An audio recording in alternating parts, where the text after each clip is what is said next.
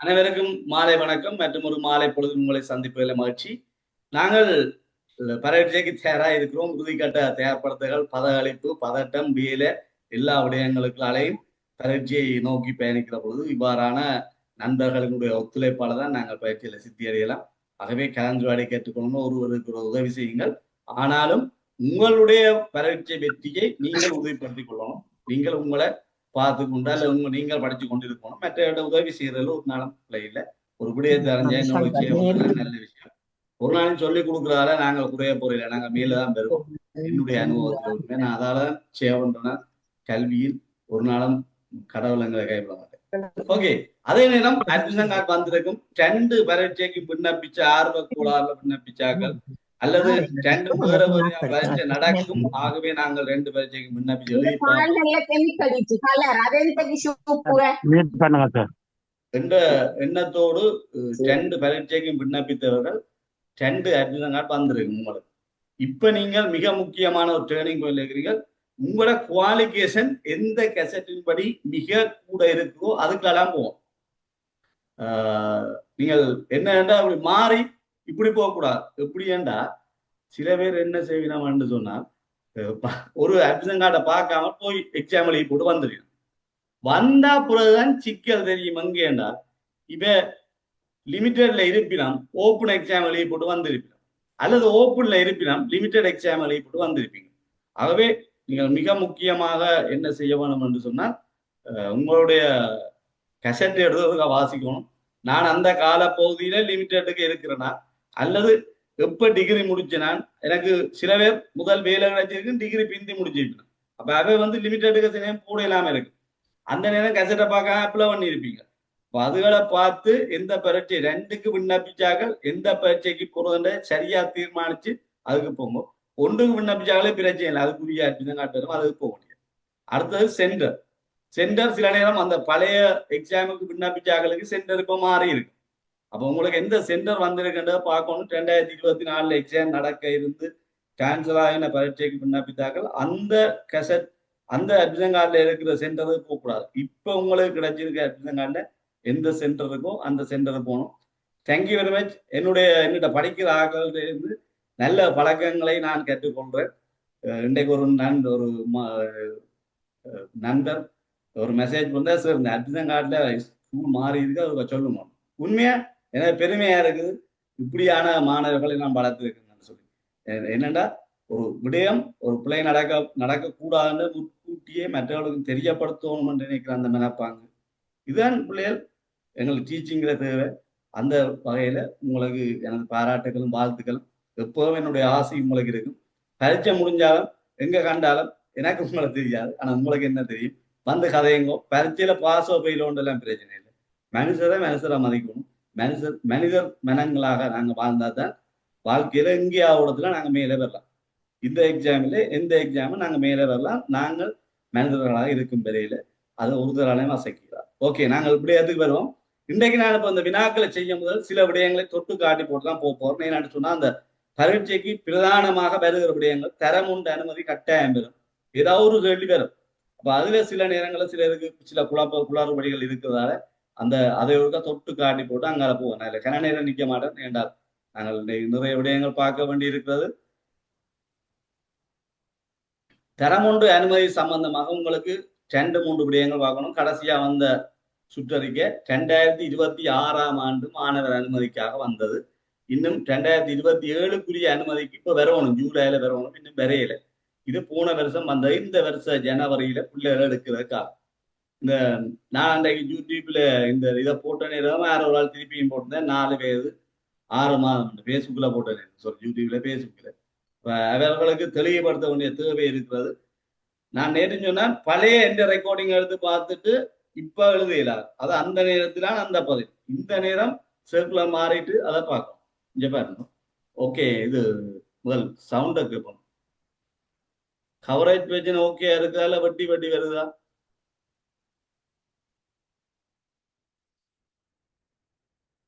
Coverage sound okay அப்படி போடுமா? Unmute okay sir, some time தான் பட்டது, மற்றபடி ஓகே. சரி, ஆனால் நீங்கள் வெட்டினா சொல்லணும். அப்படி நான் மியூட் பண்ணேன்னு சொன்னா யாராவது ஒரு ஆளாவது ஃபோன் பண்ணி சொல்லணும். என்றால் நேற்று ஒரு 10 நிமிஷத்துக்கு மேல நீங்க இடர்பட்டுக்கிறீங்க, பிறகுதான் சொல்லி இருக்கீங்க. அப்ப சில விஷயங்கள் சொல்லதான் வேணும். என்னடால் நாங்கள் கோவப்படுகிறோம் அல்லது சூடாயிருவோம் என்று சொல்லாம விடக்கூடாது. இந்த இந்த நேரம்ன்றது மிக பொண்ணானது. நான் இப்போ கிளாஸ் நிப்பாட்டினா கூட நீங்க படிக்கலாம். ஆனால் சும்மா 2 பேரும் நானும் இங்க இருந்து கதைக்க, நீங்களும் சும்மா உங்க ஒன்று நேரத்து பிரமா கூடாது. சரி, இப்ப பிரச்சனை சொல்லுவோம். ஓகே, இதை பாருங்க பிள்ளைகள், பிரதானமான விஷயம் இங்க பாருங்க. அனுமதிக்கும் வருடத்தின் ஜனவரி 31ஆம் தேதி பிள்ளை 5 வயதை பூர்த்தி செய்திருக்க வேணும். இந்த 4 வயது 6 மாதம் என்று சொல்றாங்க, படிவா சொல்லுங்க 5 வயது, அல்லது சொல்லாமல் இருங்கோ. பார்க்க 2 மாசம் பின்னு போயினா நீங்க முன்னுக்கு வரும். வயதை உறுதிப்படுத்துவதற்கு பிறப்பு சான்றிதழ் கொடுக்கணும். இது ஒரு கேள்வியா வந்திருக்கிற முந்தி. அப்படி இல்லை என்றால் அனுமான வயது சான்றிதழ் பாருங்க, வடையா சொல்லிருக்கு. இங்க பாருங்க, ஆர் கொடுக்கலாம் என்றால் பிறந்த திகதியை உறுதிப்படுத்துறதுக்கு பிறப்பு இறப்பு பதிவாளர் அல்லது அவரால் அதிகாரம் அளிக்கப்பட்ட மேலதிக மாவட்ட பதிவாளர். அப்ப நீங்கள் இவையிட்ட இது போடணும்னா ஜிஎஸ்கால செயலாளர்களால கொண்டு போய் ஒரு கொடுத்து அனுமான வயதை சான்றிதழ் யார் வழங்கி வேணும் என்று சொன்னால் பிறப்பு விவாக மரணம் தொடர்பான பதிவாளர் நாயகம் அல்லது மாவட்ட பதிவாளர், மேலதிக மாவட்ட பதிவாளர். அது பிரச்சனை இல்லை. 5 வயது குறைவான பிள்ளைகளை அனுமதிக்காதிருப்பதை அதிபர்கள் உறுதி செய்து கொள்ள வேண்டும். வடிவா சொல்லிடலாம். 5 வயது பூர்த்தி அடைஞ்சால் மட்டும்தான் நீங்கள் கிரேட் பண்ணுக்கு அனுமதிக்கலாம். ஏற்கனவே செய்திருக்குன்னு திருப்பி சொல்ல வேண்டியிருக்கு. அநேகமானங்கள் குழப்பிக் கொண்டு இருக்கு. இப்ப 6 வயது பூர்த்தி அடைஞ்ச பிள்ளை ஒன்று பள்ளிக்கூடத்துக்கு போகாமல் இருக்குது என்று சொன்னா, போன வருஷம் போகணும், போகவில்லை என்றால் நீங்கள் 5 வயது பிள்ளையெல்லாம் எடுத்த பிறகு வேக்கண்ட் இருந்தா மட்டும் அவர் எடுக்கலாம். அதே மாதிரி இங்க பாருங்க, பிள்ளையை சேர்க்கிறதுக்கு முதலாவது அருகில் வசிப்போற்ற பிள்ளைக்கு தான் முன்னுரிமை, பிறகு பழைய மாணவர், பிறகு சகோதர சகோதரி படிச்சார், பிறகு அந்த நிறுவனத்தில நேரடியாக தாக்கம் செலுத்துற பணிக்குழுவினர், அதாவது பாடசாலை கல்வியில நேரடியாக தாக்கம் செலுத்த வேலைய மாகாணங்கள்ல வேலை செய்கிறாங்க பிள்ளைகள். அடுத்தது இடமாற்றம் பெற்று வந்தார்கள், அடுத்ததுதான் வெளிநாட்டில இருந்து வந்தார்கள். அதுக்கு பிறகுதான் இந்த கேட்டகரிகளால நேர்முக பயிற்சியில தெரிவு செய்யப்படுற அப்படின்னா 35, மேலதிகமாக 5. ஆகவே ஒரு வகுப்புல இருக்கிற மாணவர்கள மொத்த தொகை 40. தெளிவா சொல்லியிருக்கு. அப்ப கிரேட் பண்ணில விதம் விதமா கேள்வி கேட்கலாம். ஒரு வகுப்புல அனுமதிக்கக்கூடிய பிள்ளைகளின் உயர்ந்தபட்ச எண்ணிக்கை 40. ஒரு வகுப்புல நேர்முக பயிற்சியை ஊடாக தெரிவு செய்யப்பட வேண்டிய பிள்ளைகள் எண்ணிக்கை 35. பாதுகாப்பு தரப்பினற்ற அல்லது யுத்தத்தோடு தொடர்பட்டாங்க பிள்ளைகள் எண்ணிக்கை 5. இந்த விஷயங்களை பார்க்கணும்.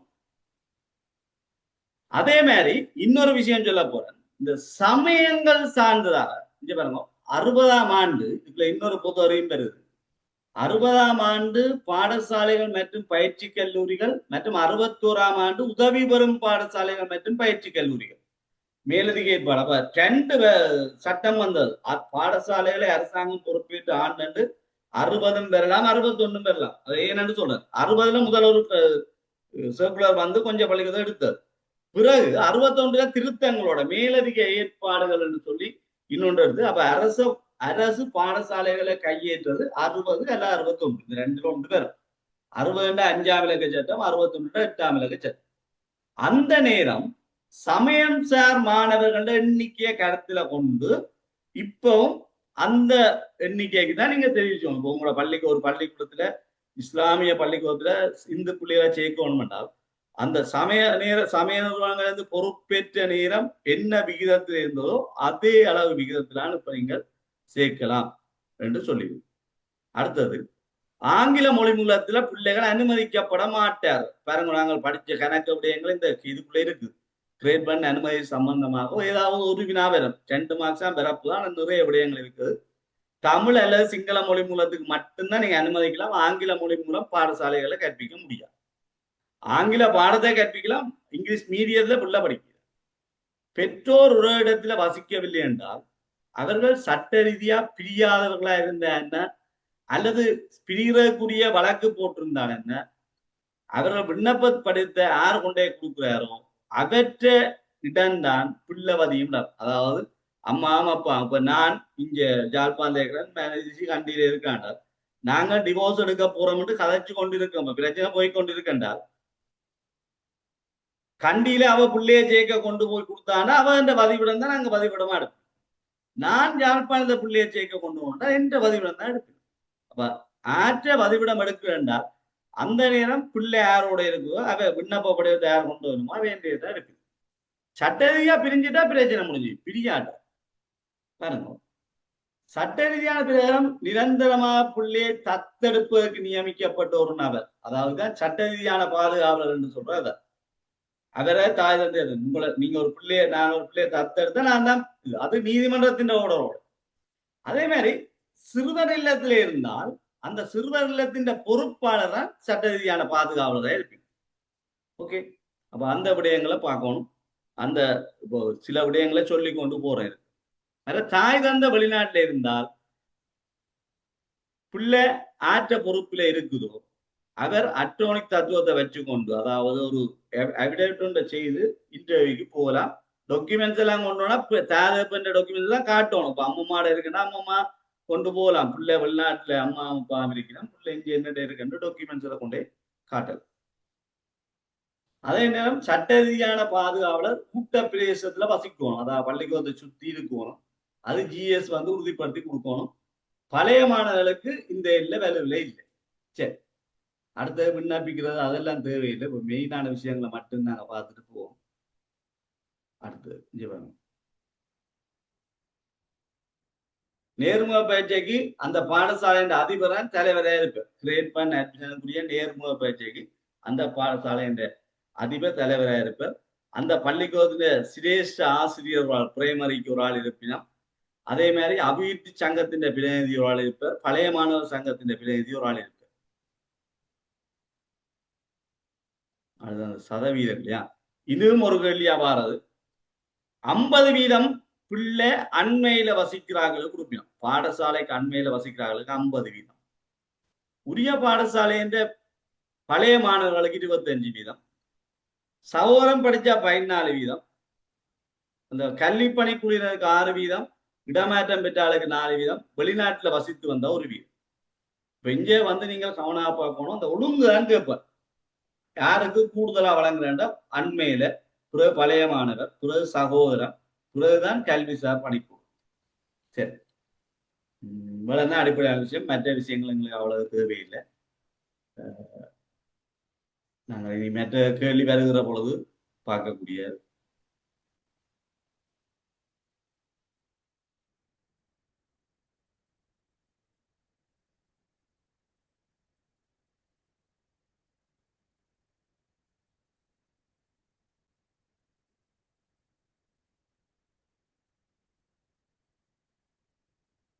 நூற்றி 67 பார்த்து நாங்கள் நினைக்கிறேன்.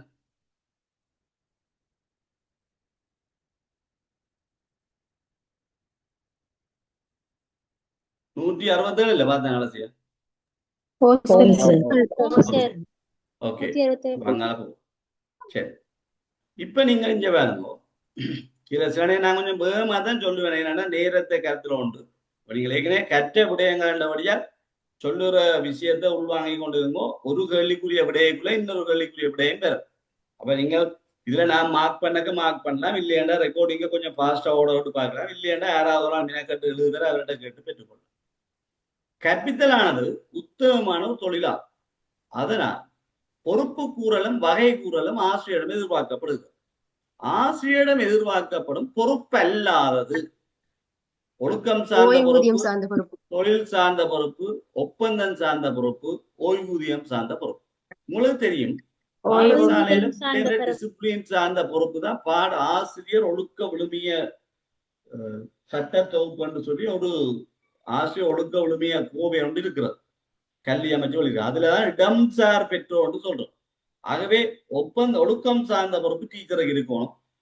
அடுத்தது தொழில் சார்ந்த பொறுப்பு தன்னுடைய தொழில அவர் நேர்மையா இருக்கணும். ஒப்பந்தம் சார்ந்த பொறுப்பு அதான் அரசாங்கத்தோட ஒரு இன்கிரிமெண்ட்டுக்கு வருட ஆரம்பத்துல செயலாற்றுகை தரங்கணிப்புன்னு சொல்லி ஒன்று இருக்கு. அதாவது டீச்சர் வேடாந்த வருஷ தொடக்கத்துல ஒரு ஒப்பந்தம் செய்வா பிரின்சிபலோட, நான் என்ன வேலையை செய்வேன், வருட இறுதியில அதை எவ்வளவு தூரம் நிறைவேற்றி இருக்கிறான்னு சொல்லி அந்த ஒப்பந்தத்தை நிறைவு செய்வது, அதான் ஒப்பந்தம் சார்ந்த பொறுப்பு. ஓய்வூதியம் சார்ந்த பொறுப்புன்னு ஒன்று இல்லை. அதுக்கு ஓய்வூதியம் ஆசிரியர் இருக்கிறவர்களுக்கு கிடைக்கும் என்ற அடிப்படையில் அது இங்க தேவையும் இல்லை. ஆகவே அது விட இல்லை. ஆகவே இங்க விட ஓய்வூதியம் சார்ந்த பொறுப்பு தான் பொறுப்பு அல்லாதது என்றதால சிறந்த மேற்பார்வையாளர் ஒருவரிடம் அவதானிக்கக்கூடிய குண இயல்புகள். உங்களுக்கு தெரியும், ஒரு மேற்பார்வையாளர் பேர் பிள்ளை கண்டுபிடிக்காத இருக்கக்கூடாது. ஒரு நடுநிலைமையோட செயற்படணும். ஒரு ஃப்ரெண்ட்லியா சிநேகபூர்வமாக இயங்கணும். உறுதியான ஒரு கான்பிடண்டான ஒரு நிலைப்பாடு தான் எடுத்த முடிவுல உறுதியா இருக்கணும். மேற்கூறிய எல்லாம் ஓகே. அப்ப இங்க ஒரு சிறந்த மேற்பார்வையாளர் என்பவர் நடுநிலைமையா இருக்கணும், தோழமுணர்வோட இருக்கணும், உறுதியான நிலைப்பாடோட இருக்கணும். சும்மா தளம்பி கொண்டிக்க கூடாது. மேற்கூறிய எல்லாம் என்ற விட இங்க பொருத்தமாக இருக்கு. அடுத்த விஷயம், இலங்கை கலைத்திட்டத்தில் ஆங்கில கல்வி தொடர்பான கூற்றுக்கள் பிழையான. சாதாரண தர பயிற்சியில் ஆங்கில பாடம் கட்டாயம் தோற்றவன்னு உங்களுக்கு தெரியும். ஆங்கிலம் கருப்பாடங்கள்ல ஒன்று. ஆகவே கட்டாயம் ஆங்கிலம் தோற்றும். பல்கலைக்கழக அனுமதிக்கு ஆங்கில பாட சித்தி அவசியமாகும். அதாவது ஓலவல் ஆங்கிலம் இல்லை, உயர்தர பரீட்சையின் ஆங்கில பாட சித்தி அது தேவையில்லை. அது எங்களுக்கு இதுவரையில ஏலவல் ஆங்கிலம் பாஸ் பண்ணி இருக்கணும்னு சொல்லி இந்த சட்ட ஏற்பாடுகளும் இல்லை. முதன்மையில 2ல இருந்து முறைசார் ஆங்கிலம் போதுன்னு அது உங்களுக்கு தெரியும். எழுத்து ஆங்கிலம் கிரேட் 3ல இருந்தா தொடங்குது. அதான் முதன்மையில 2 கீ ஸ்டேஜ் 2 சொல்றோம். செயற்பாட்டு ரீதியான வாய்மொழி மூல ஆங்கிலம் முதன்மையில 1ல இருந்து ஆரம்பம், கிரேட் 2ல இருந்து இப்ப கிரேட் 1லேயே கதைக்கிறதெல்லாம் இருக்கிறது. ஆகவே உங்களுக்கு தெரியும், இந்த ஆங்கில மொழி சம்பந்தமாக ஒரு வினா அடிக்கடி மாறது ஒன்று. கீ ஸ்டேஜ் 2ல தான் முறைசார் ஆங்கில போன தொடங்குது. அதாவது எழுத்து பொறிமுறைகளோட சேர்ந்த ஆங்கில போன தரம் 3ல தொடங்கும். தரம் 1, 2ல வாய்மொழி மூல ஆங்கிலம், அதாவது பிள்ளையோட கதைக்கிறது. ஆப்பிள், கம், பாண்ட, கம், ஆப்பிள், சிட் அப்படின்னு சில சொற்களை பிள்ளைகளை பேச்சுக்களாக கொண்டு வரோம். பிள்ளைக்கு எழுத்து தெரியாத கதைக்கு சின்ன சின்ன சொற்களாக அறிமுகப்படுத்தும். ஆகவே ஏ லெவல்ல இங்கிலீஷ் பாஸ் பண்ணிருக்கோம்ன்றது பல்கலைக்கழக அனுமதி கட்டாயம் இல்லை. அது சில கோர்ஸுக்கு கேட்டாலும் இது வேறு.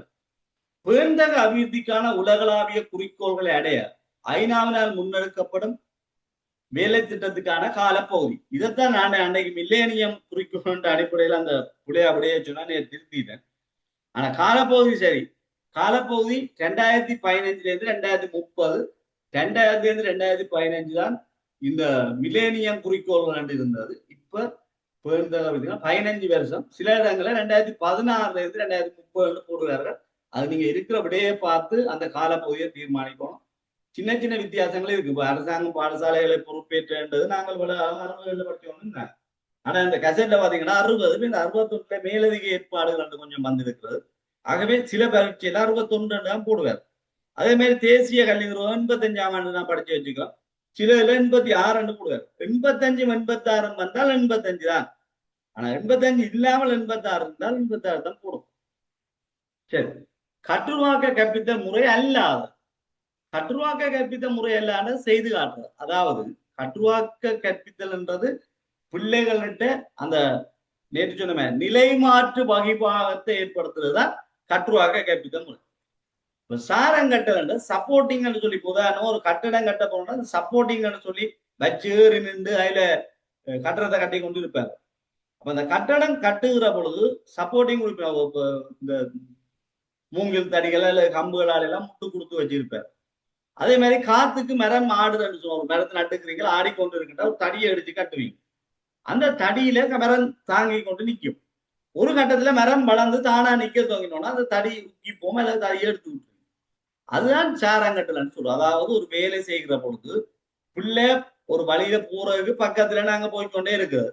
பிள்ளை தானாக இயங்க துவங்கினோம்னா நாங்க விளக்குறது. அதுதான் சாரங்கட்டல், சப்போர்ட்டிங் சொல்றோம். பிரச்சனை தீர்த்தல், ப்ராப்ளம் சால்விங் ஒரு கட்டுருவாக்க கற்பித்தல் முறை தான். அது இன்றைக்கு நவீன கற்பித்துள்ளதுல சவால்களை எதிர்கொள்ள பழகிற பிள்ளைகள் என்ற அடிப்படையில அதுவும் பெறும். பைவி முறை அதுவும் கட்டுருவாக்க கற்பித்தல் முறை. பிள்ளைகள் தாங்களாக தேடி கண்டறிஞ்சு கற்றுறது தான் பைவி. ஈடுபடுத்தல், கண்டறிதல், விவரித்தல், விளக்குதல், பிறகு மதிப்பீடு என்று சொல்லி 5 கட்டங்களாக நாங்கள் அதை பார்க்கிறோம். அப்ப அதுவும் ஒரு கட்டுருவாக்க செய்து காட்டுனா நாங்களே எல்லாத்தையும் செய்து காட்டி போட்டு தயதான் பேர் போட்டு அனுப்புறது. அது இப்ப அந்த முறையை நாங்கள் கருதியில. ஆகவே அதுதான் வித்தியாசம். அப்ப உங்களுக்கு கட்டுருவாக்கம் என்று தெரியாட்டாலும் இந்த 4 விடயம் வாசிக்க ஒன்றுதான் தனித்து இருக்கு. செய்து காட்டுதல், விரிவுரை அப்படி வந்தா அதுதான் முறை இல்லை என்ற.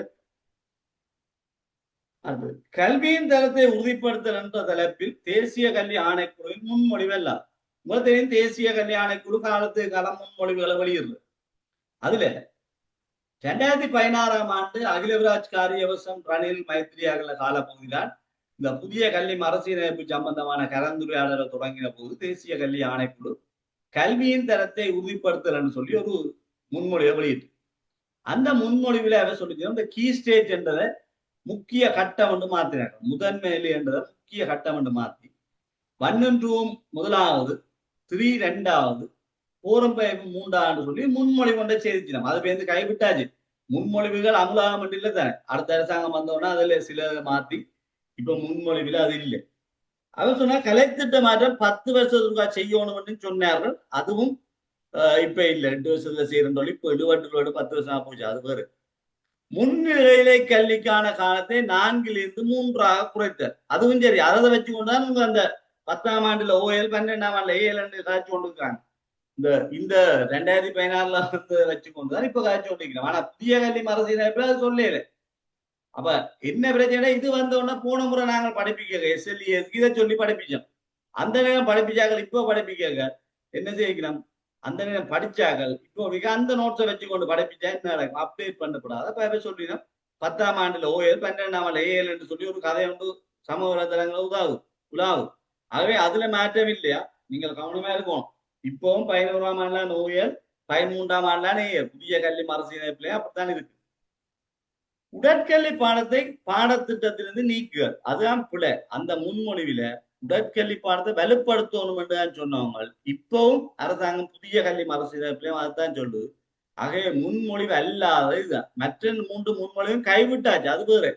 ஆனால் கேட்கலாம். தேசிய கல்வி ஆணைக்குழு 91ஆம் ஆண்டு வந்த தேசிய கல்வி குறிக்கோளை கேட்கிற மாதிரி இது 2010 பின்னர் ஆன அடிப்படையில் இப்படி ஒன்று கேட்டால் நீக்குதல் என்று சொல்லி அதை பிடிச்சிடும். என்னடா ஒன்றும் நீக்கணும் என்று சொல்லி அரசாங்கம் முன்மொழிவை செய்யுது. பாருங்க, இப்போ கூட வரலாறு பாடத்தை விருப்ப பாடமா போட்டுட்டு அதுக்கே திக்கி முக்காடுது என்னன்னா அரசாங்கம் செய்யல. அடுத்தது தேசிய கல்வி நிர்வாகத்தின் பணி அல்லாது. உங்களுக்கு தெரியும். திருப்பி சொல்றது என்னன்னா இந்த ஞாபகம் நிற்கிறதுக்காக 1985ஆம் ஆண்டு JR ஜெயவர்தன ஜனாதிபதியா இருந்த போது அவற்ற கல்வி அமைச்சராக இருந்த ரணில் விக்ரமசிங்கர காலப்பகுதியில தான் இந்த தேசிய கல்வி நிர்வாகம் ஆரம்பிக்கப்பட்டது. இந்த தேசிய கல்வி நிர்வாகத்தின் பணி கலைத்திட்ட வடிவமைப்பு. தேசிய கல்வி ஆணைக்குழு முதலே தேசிய கல்வி நிர்வாகம் உருவாக்கியாச்சு. கலைத்திட்ட வடிவமைப்பு, அதே நேரம் அந்த ஆசிரியர் பயிற்சி, ஆய்வு, அபிவிருத்தி எல்லாம் வேண்ட வேலை. இந்த இலவச பாடநூல் வெளியிடுறதா வேண்ட வேலை இல்லை. அது கல்வி வெளியீட்டு திணைக்களத்தின் வேலை. அப்ப இலவச பாடநூலை வெளியிடுறது கல்வி வெளியீட்டு திணைக்களம், வெளியிடுறது விநியோகிக்கிறதா வேண்ட வேலை. இவ கலைத்திட்ட வடிவமைப்பு, ஆசிரியர் வழிகாட்டிகளை தயாரிக்கிறது, அதாவது டீச்சர்ஸ் கைட். இப்ப ஆசிரியர் அறிவுரைப்பு வழிகாட்டின்னு சொல்றீங்க. ஆசிரியர் வழிகாட்டி என்ன சொல்றது? இடையில கொஞ்ச காலம் ஆசிரியர் அறிவுரைப்பு வழிகாட்டி என்று இருந்து 2005ஆம் ஆண்டு கலைத்திட்ட மறுசீரமைப்புல ஆசிரியர் அறிவுரைப்பு வழிகாட்டின்னு வந்து பிறகு 2015ல வரைக்க திருப்பி மாத்தி விட்டாங்க ஆசிரியர் வழிகாட்டி. அப்ப இப்போ இருக்கிறது ஆசிரியர் வழிகாட்டி. 2013ஆம் ஆண்டு உயர்தர பாட சேர்மானங்களில் தொழில்நுட்ப பிரிவு ஆரம்பிக்கப்பட்டது. எத்துறையில் கற்கும் மாணவர்கள் எண்ணிக்கையை குறைப்பதற்காக ஏற்று பார்த்தாங்க. கலைப்பிரிவில் இருக்க ஆக்களை குறைக்கிறதுக்காகத்தான் இந்த டெக்னாலஜி ஸ்ட்ரீம் தொடங்கினர். ஆனால் இன்றைக்கு அது சவாலா தான் மாறிக்கொண்டு போய்கொண்டு இருக்கு. புதிய கல்வி மறுசீரமைப்பின் கீழ் 2029ஆம் ஆண்டு நடத்தப்பட உள்ள சாதாரண பரீட்சை எத்தனை பாடங்களுக்கு பரீட்சை திணைக்களத்தால் பரீட்சை நடத்தப்பட முன்மொழியப்பட்டுள்ளது. இப்ப முன்மொழிவாக தான் இருக்கிறது. 2029 2030 போறதுக்கும் வாய்ப்பு இருக்கிறது என்றால் போன வருஷம் 6ஆம் ஆண்டு தொடங்காதால இந்த வருஷம் தான் 6ஆம் ஆண்டு தொடங்க போயிடும் 2027ல. அப்படி தொடங்கினால் சில நேரம் ஒவ்வொரு பின்னு போகலாம். ஆனாலும் இன்னும் இதுவரையில ஒரு மாற்றமும் உத்தியோகபூர்வமா வராதால நாங்கள் அவரை முன்மொழிவை வச்சுக்கொண்டு 7 பாடங்கள் எழுதி மாறிக்கிறோம். 5 கருப்பாடங்களும் 2 விருப்பத்தெரிவு பாடங்களுமாக தரும். அந்த கல்வி மறுசீரமைப்பு கீழே 2029 2030 மாறினால் A லெவலும் அங்கால போகும். அப்ப அதுகள் சம்பந்தமாக திட்டவட்டமான முடிவுகள் இல்லாதால நீங்கள் அதை பற்றி அலட்டிக் கொள்ள தேவையில்லை. பரீட்சைக்கு அப்படியான விடயங்களை கேட்க மாட்டேன் என்னென்றால் உத்தியோகபூர்வமா இந்த முடிவுகள் எட்டப்படவில்லை. 2026 புதிய கல்வி மறுசீரமைப்பின் கீழ் முழுமையான கலைத்திட்ட மறுசீரமைப்பு செய்யப்பட உள்ளது. இதற்கு முன்னர் பொதுக்கல்வி மறுசீரமைப்பு முழுமையாக எப்போது மறுசீரமைக்கப்பட்டது? உங்களுக்கு தெரியும், கல்வி மறுசீரமைப்புன்றது காலத்துக்கு காலம் நடக்கிறது. ஆனால் முழுமையாக சிஸ்டம் சேஞ்சா அல்லது முழு பாடத்தை மாத்துறது காலத்துக்கு காலம் உடனுடனே செய்யல. 1997 சந்திரிகா அரசாங்கம் வந்த போது 98 பரீட்சார்த்தமா தொடங்கி 99 அமலுக்கு வந்தது பொதுக்கல்வி மறுசீரமைப்புன்னு சொல்லி, பொதுக்கல்வி சீர்திருத்தம் என்று சொல்லி 1999 வந்து பிறகு 8 வருஷத்துக்கு பிறகு 2007 கலைத்திட்ட சீர்திருத்தம் என்ற ஒரு சின்ன சின்ன சேஞ்சை கொண்டு வந்துச்சு. பிறகு 2015 அடுத்த 8 வருஷத்துல சீர்திருத்தம் செய்யணும்னால 2015 சின்ன மாற்றங்களை செய்தார். அதெல்லாம் முடிஞ்சு இப்ப 2023 செய்கிறேன்னு முன்மொழிஞ்சாலும் இப்ப 2026 விட 4 விட 2026 2023 பிளான் பண்ணது. ஆனால் அந்த நாட்டு நிலவரங்களால் எல்லாம் மாறி வியத்கம என்று சொல்லி கோத்தபய இந்த காலத்தை அவருக்கு ஆலோசனை வழங்குற அமைப்பு வியத்கம அவர்களை வச்சுக்கொண்டு இந்த கலைத்திட்ட மறுசீரமைப்புக்கான முன்மொழிவுகளை தொடங்கின இந்த காலத்துல. ஆனால் பிறகு நாட்டில் நடந்த மாற்றங்களால இப்ப 2026 அமலுக்கு வந்தது. சரி, புதிய கல்வி மறுசீரமைப்பின் கீழ் ஒரு பாடவேளை எத்தனை நிமிடங்களாக முன்மொழியப்பட்டு எத்தனை நிமிடங்களாக இறுதி செய்யப்பட்டது? உங்களுக்கு தெரியும், புதிய கல்வி மறுசீரமைப்பு வந்த பொழுது ஒரு பாடவேளை முதல் 60 நிமிஷம் கழிச்சு கொண்டிருந்தவங்க, ஆனா முன்மொழிவா வந்தது 50 நிமிஷம். 50 நிமிஷம் வந்து 50 நிமிஷம் 2 இடவேளை, பள்ளிக்கூடம் 2 மணி விட்டு நடக்கும், முஸ்லிம் பள்ளிக்கூடம் 2:30 மட்டும் நடக்கும் சொல்லி எல்லாம் கதைச்சு கொண்டு இருந்த முன்மொழிவா. பிறகு ஆசிரியர் சங்கங்கள்ல எதிர்ப்பு மற்றும் இந்த டித்வா புயல் போன்றதுனால 45 நிமிஷமாக குறைக்கிறதுக்கு ஒத்துக்கொண்டார். அப்படியே ஒத்துக்கொண்டிருந்தாலும் பிறகு ஒரே அடியாக வாரவசம் செய்யும் சொல்லி கைவிட்டாச்சு. அப்ப முன்மொழிஞ்சது 50 நிமிஷம், இறுதி செய்தது 45 நிமிஷம். 4வது 50 நிமிஷம் என்று முன்மொழிஞ்சு 45 நிமிஷமாக இறுதி செய்யப்பட்டது. புதிய கல்வி மறுசீரமைப்புகள் பரீட்சை புள்ளிகளில் எழுத்து பரீட்சை பாடசாலை அளவிலான கணிப்பு SLA ஸ்கூல் லெவல் அசஸ்மெண்ட், முந்தி SPA என்று சொன்னாங்க, ஸ்கூல் பேஸ் அசஸ்மெண்ட், இப்ப ஸ்கூல் லெவல் அசஸ்மெண்ட், பாடசாலை அளவிலான கணிப்பு என்று சொல்லுகிறார்கள் புதிய கல்வி மறுசீரமைப்பு. அதுல இந்த கூட்டு மதிப்பீடு என்று சொல்லப்படுற உங்களுடைய பாடசாலைகள் நடக்கிற SLAக்கு 70, பரீட்சை திணைக்களம் வைக்கிற எக்ஸாமுக்கு 30 மார்க்ஸ் என்றவாறு முன்மொழிக்கப்பட்டிருக்கிறது. இதுதான் இப்போதைக்கு சிபாரிசு செய்யப்பட்டது. நடைமுறைக்கு இன்னும் வரையில, ஏனென்றால் இன்னும் கலைத்திட்ட மறுசீரமைப்பு தொடங்கி இருக்கு, கிரேட் 1க்கு மட்டும்தான் தொடங்கி இருக்கு. ஆகவே இது கவனிக்கணும். இதை நான் போன வகுப்புல அந்த விடையில மாறி போட்டுட்டேன், 370 பின்னுக்கு 30 போட்டுட்டேன். அப்ப அதாலதான் திருப்பி இந்த கேள்வியை போட்டிருக்கோம். முதல் ஒரு கேள்வியில 70 30 இருந்தால் மாத்துங்கன்னு சொன்னா, அப்ப நாங்க மாற்றப்படாமல் இருந்தால் தெளிவாக கிளியர் பண்றதுக்கு அனுப்பி. சரி, இறுதியா வந்த மத்திய வங்கி ஆண்டறிக்கைப்படி ஒரு பாடசாலை எத்தனை சதுர கிலோமீட்டர் பரப்பளவை ஊட்ட பிரதேசமாக கொண்டிருக்கு? இங்க கவனிக்கணும், இந்த மத்திய வங்கி ஆண்டறிக்கை ஏப்ரல் 26ஆம் தேதி தான் வந்தது. அதுக்கிடையில பேப்பர் செட் பண்ணியிருந்தா பழைய ஆண்டறிக்கை தான் பார்ப்பேன், அதுக்கு பிறகு பேப்பர் செட் பண்ணியிருந்தா புதிய ஆண்டறிக்கை தான் பெறும். அப்ப விடையில என்ன விடை இருக்குன்னு பார்க்கணும். இந்த 2 விடையும் இருக்கிறதுக்கு வாய்ப்பு இருக்கா? ஏதாவது ஒரு விடை தான் இருக்கு. அப்ப அதுக்கு நீங்கள் மத்திய வங்கியின் ஆண்டறிக்கையை பார்த்தீங்கன்னா, சரி, மத்திய வங்கியின் ஆண்டறிக்கை வந்து ஆனுவல் எக்கனாமிக் ரிப்போர்ட் சொல்லி ஒரு ரிப்போர்ட் இருக்கு. அந்த ரிப்போர்ட்டை பார்த்தா அதுல சோசியல் இண்டிகேட்டர் என்று சொல்லி ஒரு பக்கம் இருக்கு. அந்த பக்கத்தை மட்டும் பார்த்தா காணும், நீங்க முழுவதையும் பார்க்க போகக்கூடாது. பொது அறிவு என்று சொன்னா கூட அதை பார்த்தா போதும். எங்களுக்கு இங்க பொது அறிவு என்று கேட்கல, எங்களுக்கு வர்றது கல்வி சார்ந்த பொது அறிவு தான் பெறும். ஆகவே ஜெனரல் எடுகேஷன் மற்றும் யூனிவர்சிட்டி என்ட்ரன்ஸ் எடுகேஷன் சம்பந்தமாக தான் நீங்க பார்க்கணும். அப்ப கம்யூனிகேஷன், பினான்ஸ் அதொன்னும் பார்க்க தேவையில்லை. இப்ப ஜெனரல் எடுகேஷன் செக்டருக்குள்ள பாத்தீங்கன்னா இங்க பாருங்க, area cover by school 6.7 square metre சதுர கிலோமீட்டர். இது ஏற்கனவே உங்களுக்கு தெரியும், 6.5 முந்தி வந்து 6.5 இருந்து இப்ப 6.7 ஒரு கால் நேஷனல் எனக்கு வந்து ஒரு காலம் பெறாம வந்து.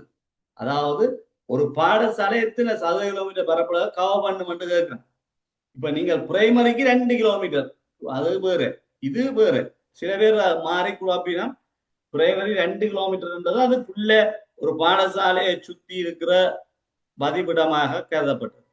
இது ஒரு பாடசாலை எவ்வளவு பிரதேசத்தை கவர் பண்ணணும்னா 6 பாடசாலை என்ற எண்ணிக்கை குறைஞ்சு கொண்டு இருக்கிறதால இந்த பரப்பு கூடிக்கொண்டு போகுது. முந்தைய 6/5 இருந்து 6/7. அதே மாதிரி ஸ்டூடெண்ட் டீச்சர் ரேஷியோ 1:15.5, அதாவது ஒரு டீச்சருக்கு 15.5 என்று வரும்.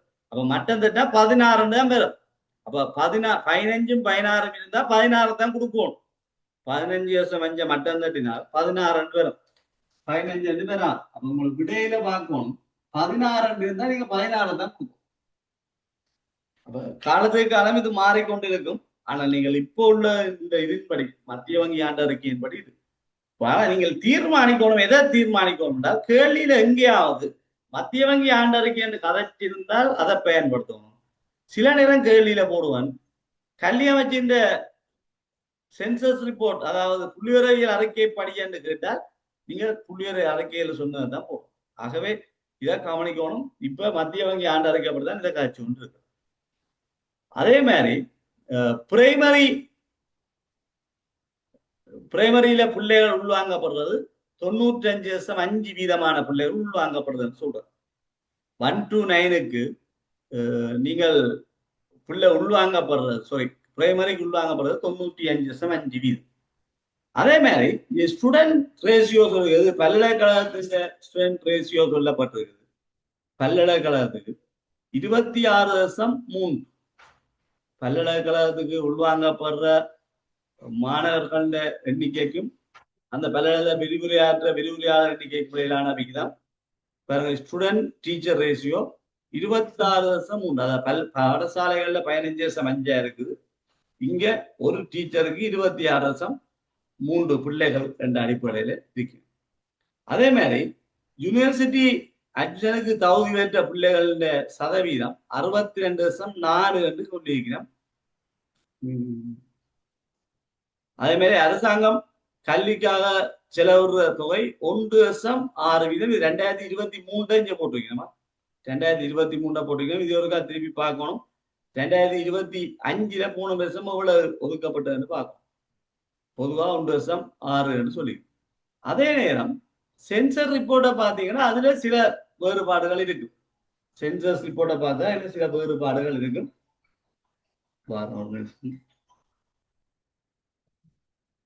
ஹலோ,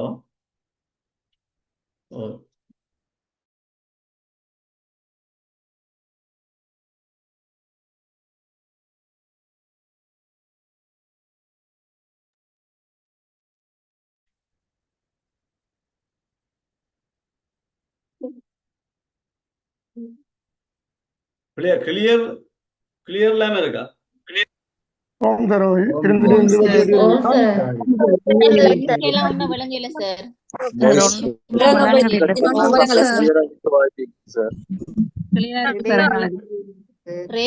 மத்திய வங்கி ஆண்டறிக்கை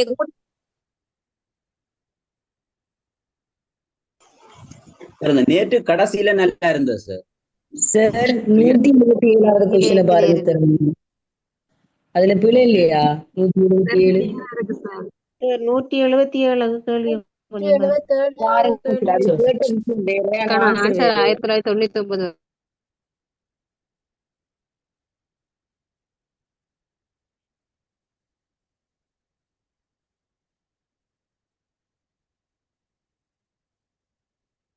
ஓகே, அப்ப இதுல நீங்க இந்த மத்திய வங்கியின் ஆண்டறிக்கை படி என்று எங்கேயாவது கேட்டு இருந்தா அதை வச்சுக்கொண்டு தீர்மானிக்கணும். இல்லை என்று சொன்னால் கல்வி அமைச்சின் சென்சஸ் ரிப்போர்ட்னு சொன்னா நீங்க அதை வச்சு தீர்மானிக்கணும். அப்ப கேள்வியை பார்த்து தான் தீர்மானிக்கணும். சென்சஸ் ரிப்போர்ட்டை கேட்கிறாங்களா அல்லது மத்திய வங்கியின் ஆண்டறிக்கையை கேட்கிறாங்க.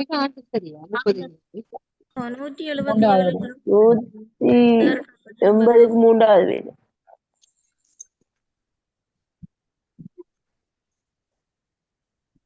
163க்கு என்ன ஆன்சர்? அதுதான் கேக்குறேன். 4வது உடற்கல்வி பாடத்தை 20 சரியானது. அந்த எழுத்து பரீட்சைக்கு 30, கணிப்பீடுக்கு 72 இருக்கு. சரி, இப்ப நான் கதைக்கிற விலங்காட்டாலும் போட்ல கீறுறது பார்க்க தெரியும் தானே, அதை பார்த்து கொண்டு ஓகே இருக்கீங்கன்னா ஓரளவுக்கு தெரியும். சரி, இப்ப பாருங்க, இந்த சென்சஸ் ரிப்போர்ட்டை நாங்கள் பாவிக்கிறதா மத்திய வங்கி ஆண்டறிக்கையை பாவிக்கிறான்னு எப்படி தீர்மானிக்கிறேன்டா, வினாத்தாள்ல எங்கேயாவது கல்வி அமைச்சின் புள்ளிவிவரப்படி 2 வினா இருந்தால் எல்லா கேள்வியும் அதை வச்சு கூட செக் பண்ணிக்கணும்னு தீர்மானிக்கும். எங்கேயாவது மத்திய வங்கி ஆண்டறிக்கைப்படி என்று கேட்டிருந்தால் மத்திய வங்கி ஆண்டறிக்கை வச்சு கூட தீர்மானிக்கும்.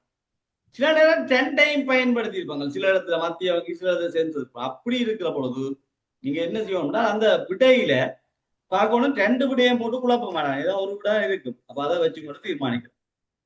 இந்த சென்சஸ் ரிப்போர்ட்ல உங்களுக்கு சில விடயங்கள் போட்டு இது ஏற்கனவே நாங்க பார்த்திருக்கிறோம், இருந்தாலும் ஒரு திருப்பி சொல்ல போறோம். பாருங்க, ஸ்கூல் கேட்டகரி பிரைமரி என்று ஒன்று இருக்குது, ஜூனியர் செகண்டரி என்று இருக்கு. அதாவது கனிஷ்ட இடைநிலை மற்றது சிரேஷ்ட இடைநிலை, அதுதான் சீனியர் செகண்டரி. அதுல லோவர் அப்பர் இருக்கும். ஆனா பொதுவாக உங்களுக்கு 3 கேட்டகரி தான் சொல்லுவார்கள். ஒன்று 1AB school bio math science ஓட, மற்றதும் இருந்தால் அது 1AB school. 1C arts commerce technology vocational அதெல்லாம் பிரச்சனை இல்லை.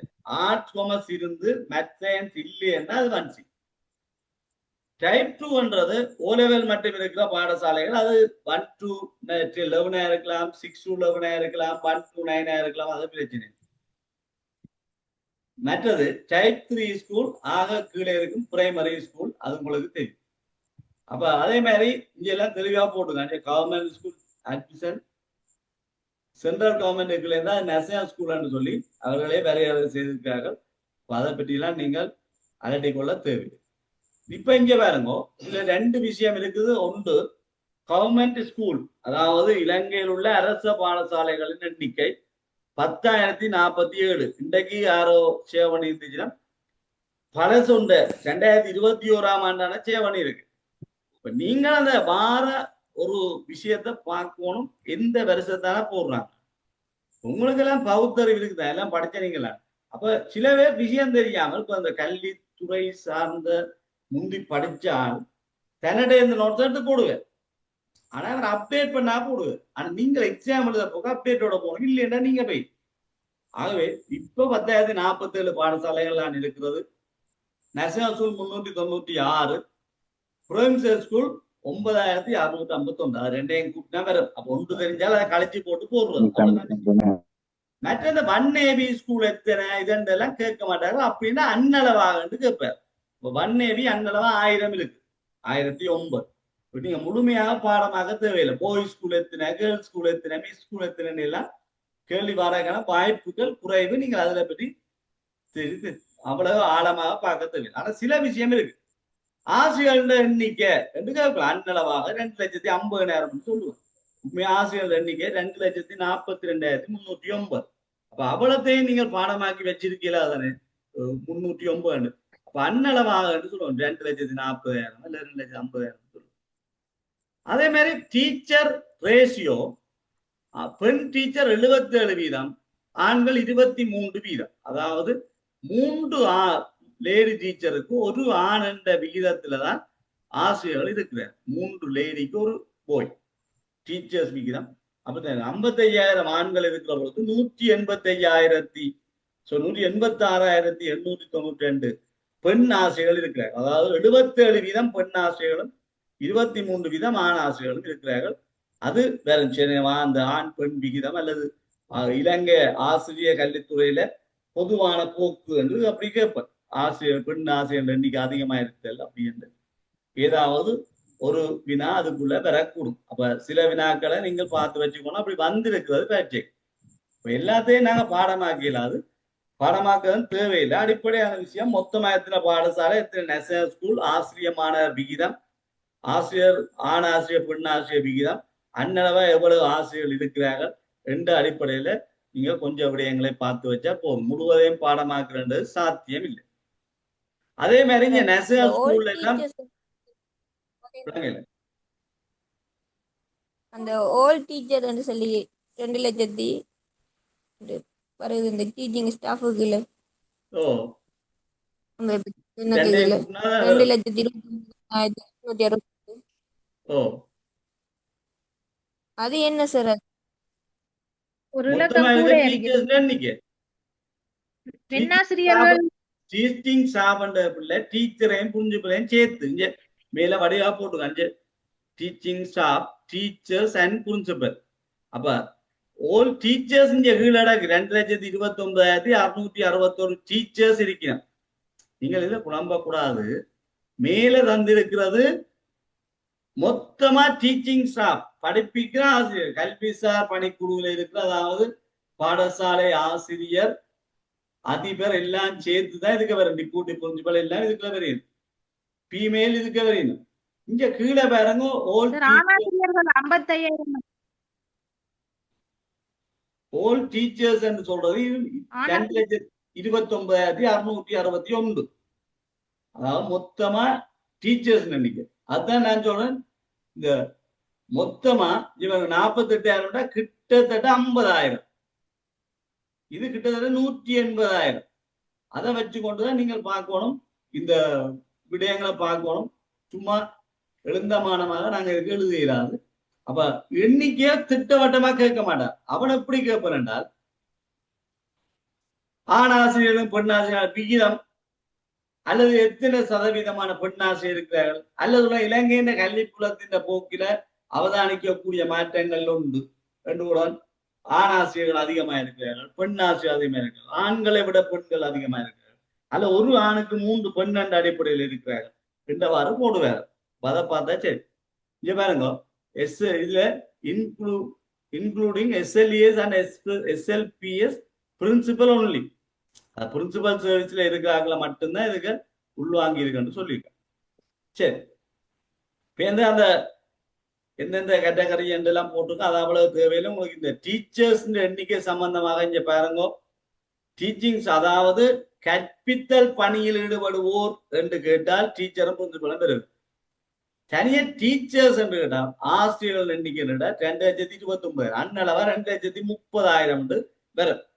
விட 2,29,661 கேட்க மாட்டான். அவன் கேட்பான், இலங்கையில இருக்கிற ஆசிரியர்கள் மொத்த எண்ணிக்கை அன்னளவாக 2 லட்சம், 2,20,000, 2,30,000, 2,40,000 போடுவது.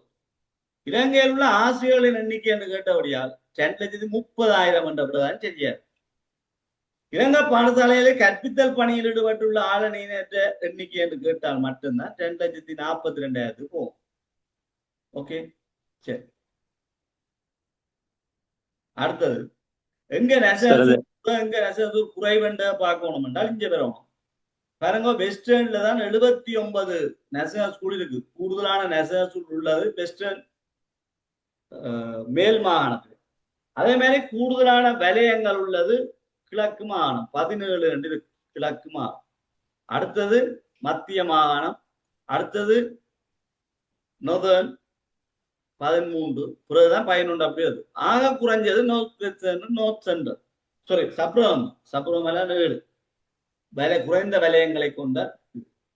அப்ப அப்படி அநேகமா கேள்வி வார குறைவு உங்களுக்கு வரப்புற கேள்வி எப்படி வரும்னு சொன்னா, உண்டில் இலங்கையில இருக்க வலயங்கள் எண்ணிக்கை என்று கேட்கலாம், அல்ல இலங்கையில உள்ள கோட்டங்கள் எண்ணிக்கை என்று கேட்கலாம். கல்வி கோட்டங்கள் வலயம் 100, கல்வி கோட்டங்கள் 312, மொத்த பாடசாலை 10,047, மொத்த அரச பாடசாலைகளா, மொத்த பாடசாலை கேட்பேன். அப்படி கேட்டா பிரிவேனா பிரைவேட் எல்லாம் சேர்த்து வரும்.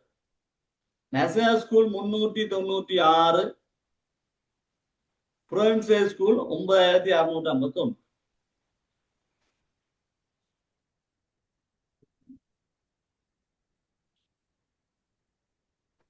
ஓகே, சரி. ஆக ஆழமா நீங்க பார்க்கறதுல இந்த அடிப்படையான விடயங்களை பார்த்தா சரி.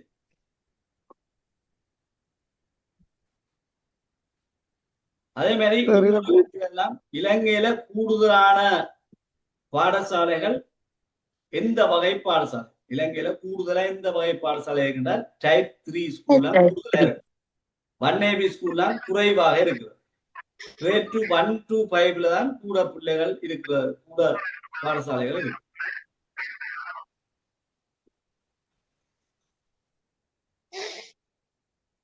ஓகே, மற்றது நீங்கள் தேவையில்லை, ஆழமா பார்க்க தேவையில்லை, அதை மட்டும் பார்த்தா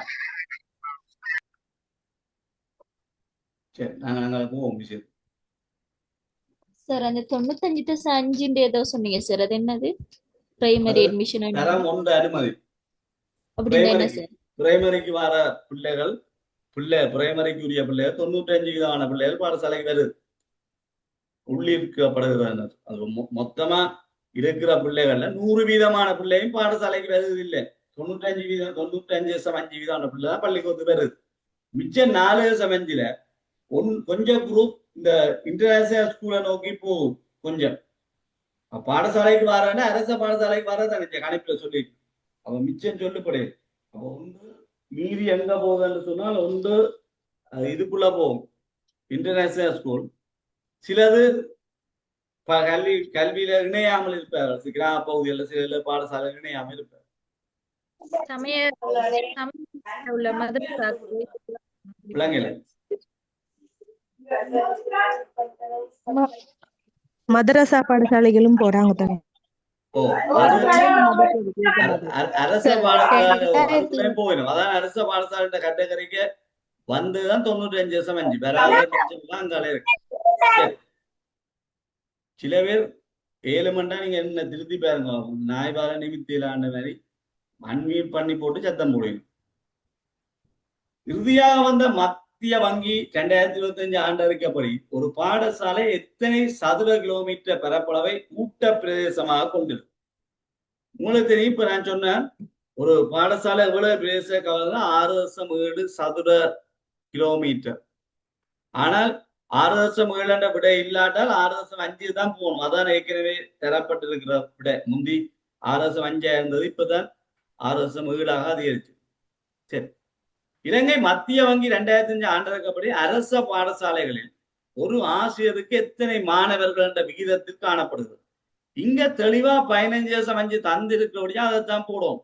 1 15%. சில வேளைகள்ல அதை தராமல் பொதுவாக கேட்பேன் 16 17 15 என்று இருந்தால் 15% மட்டம் தட்டினா 16 மேலதான் போகும். ஆகவே 16 அரைவாசியில இருக்கிறபடியா மேலதான் போகும். அரைவாசியோட குறைவண்டாதான் கீழே. அடுத்து, பாடசாலை மட்ட முகாமைத்துவத்தின் கீழ் அதிபருக்கு உதவுவதற்காக அமைக்கப்பட்டுள்ள குழுக்களானது. உங்களுக்கு தெரியும், இலங்கை பாடசாலை மட்டத்துல பள்ளிக்கூடத்தின் டெவலப்மெண்ட்டுக்காக அல்ல பாடசாலை மேனேஜ்மெண்ட்டுக்காக நேற்று காய்ச்சாங்க பாடசாலை அபிவிருத்தி குழுவும் பாடசாலை முகாமைத்துவ குழுவும். இங்க அந்த பாடசாலை அபிவிருத்தி நிறைவேற்று குழு என்று பெறணும். நீங்கள் விட எழுதுகிற பொழுது சரியா விட எழுதும். இங்கே அவர்கள் மொழிபெயர்ப்புல விடுகிற பிள்ளைகள் அல்லது பழைய ஆக்கள் செட் பண்ண பழைய முறைகள்ல செட் பண்ணி விடுவாங்க.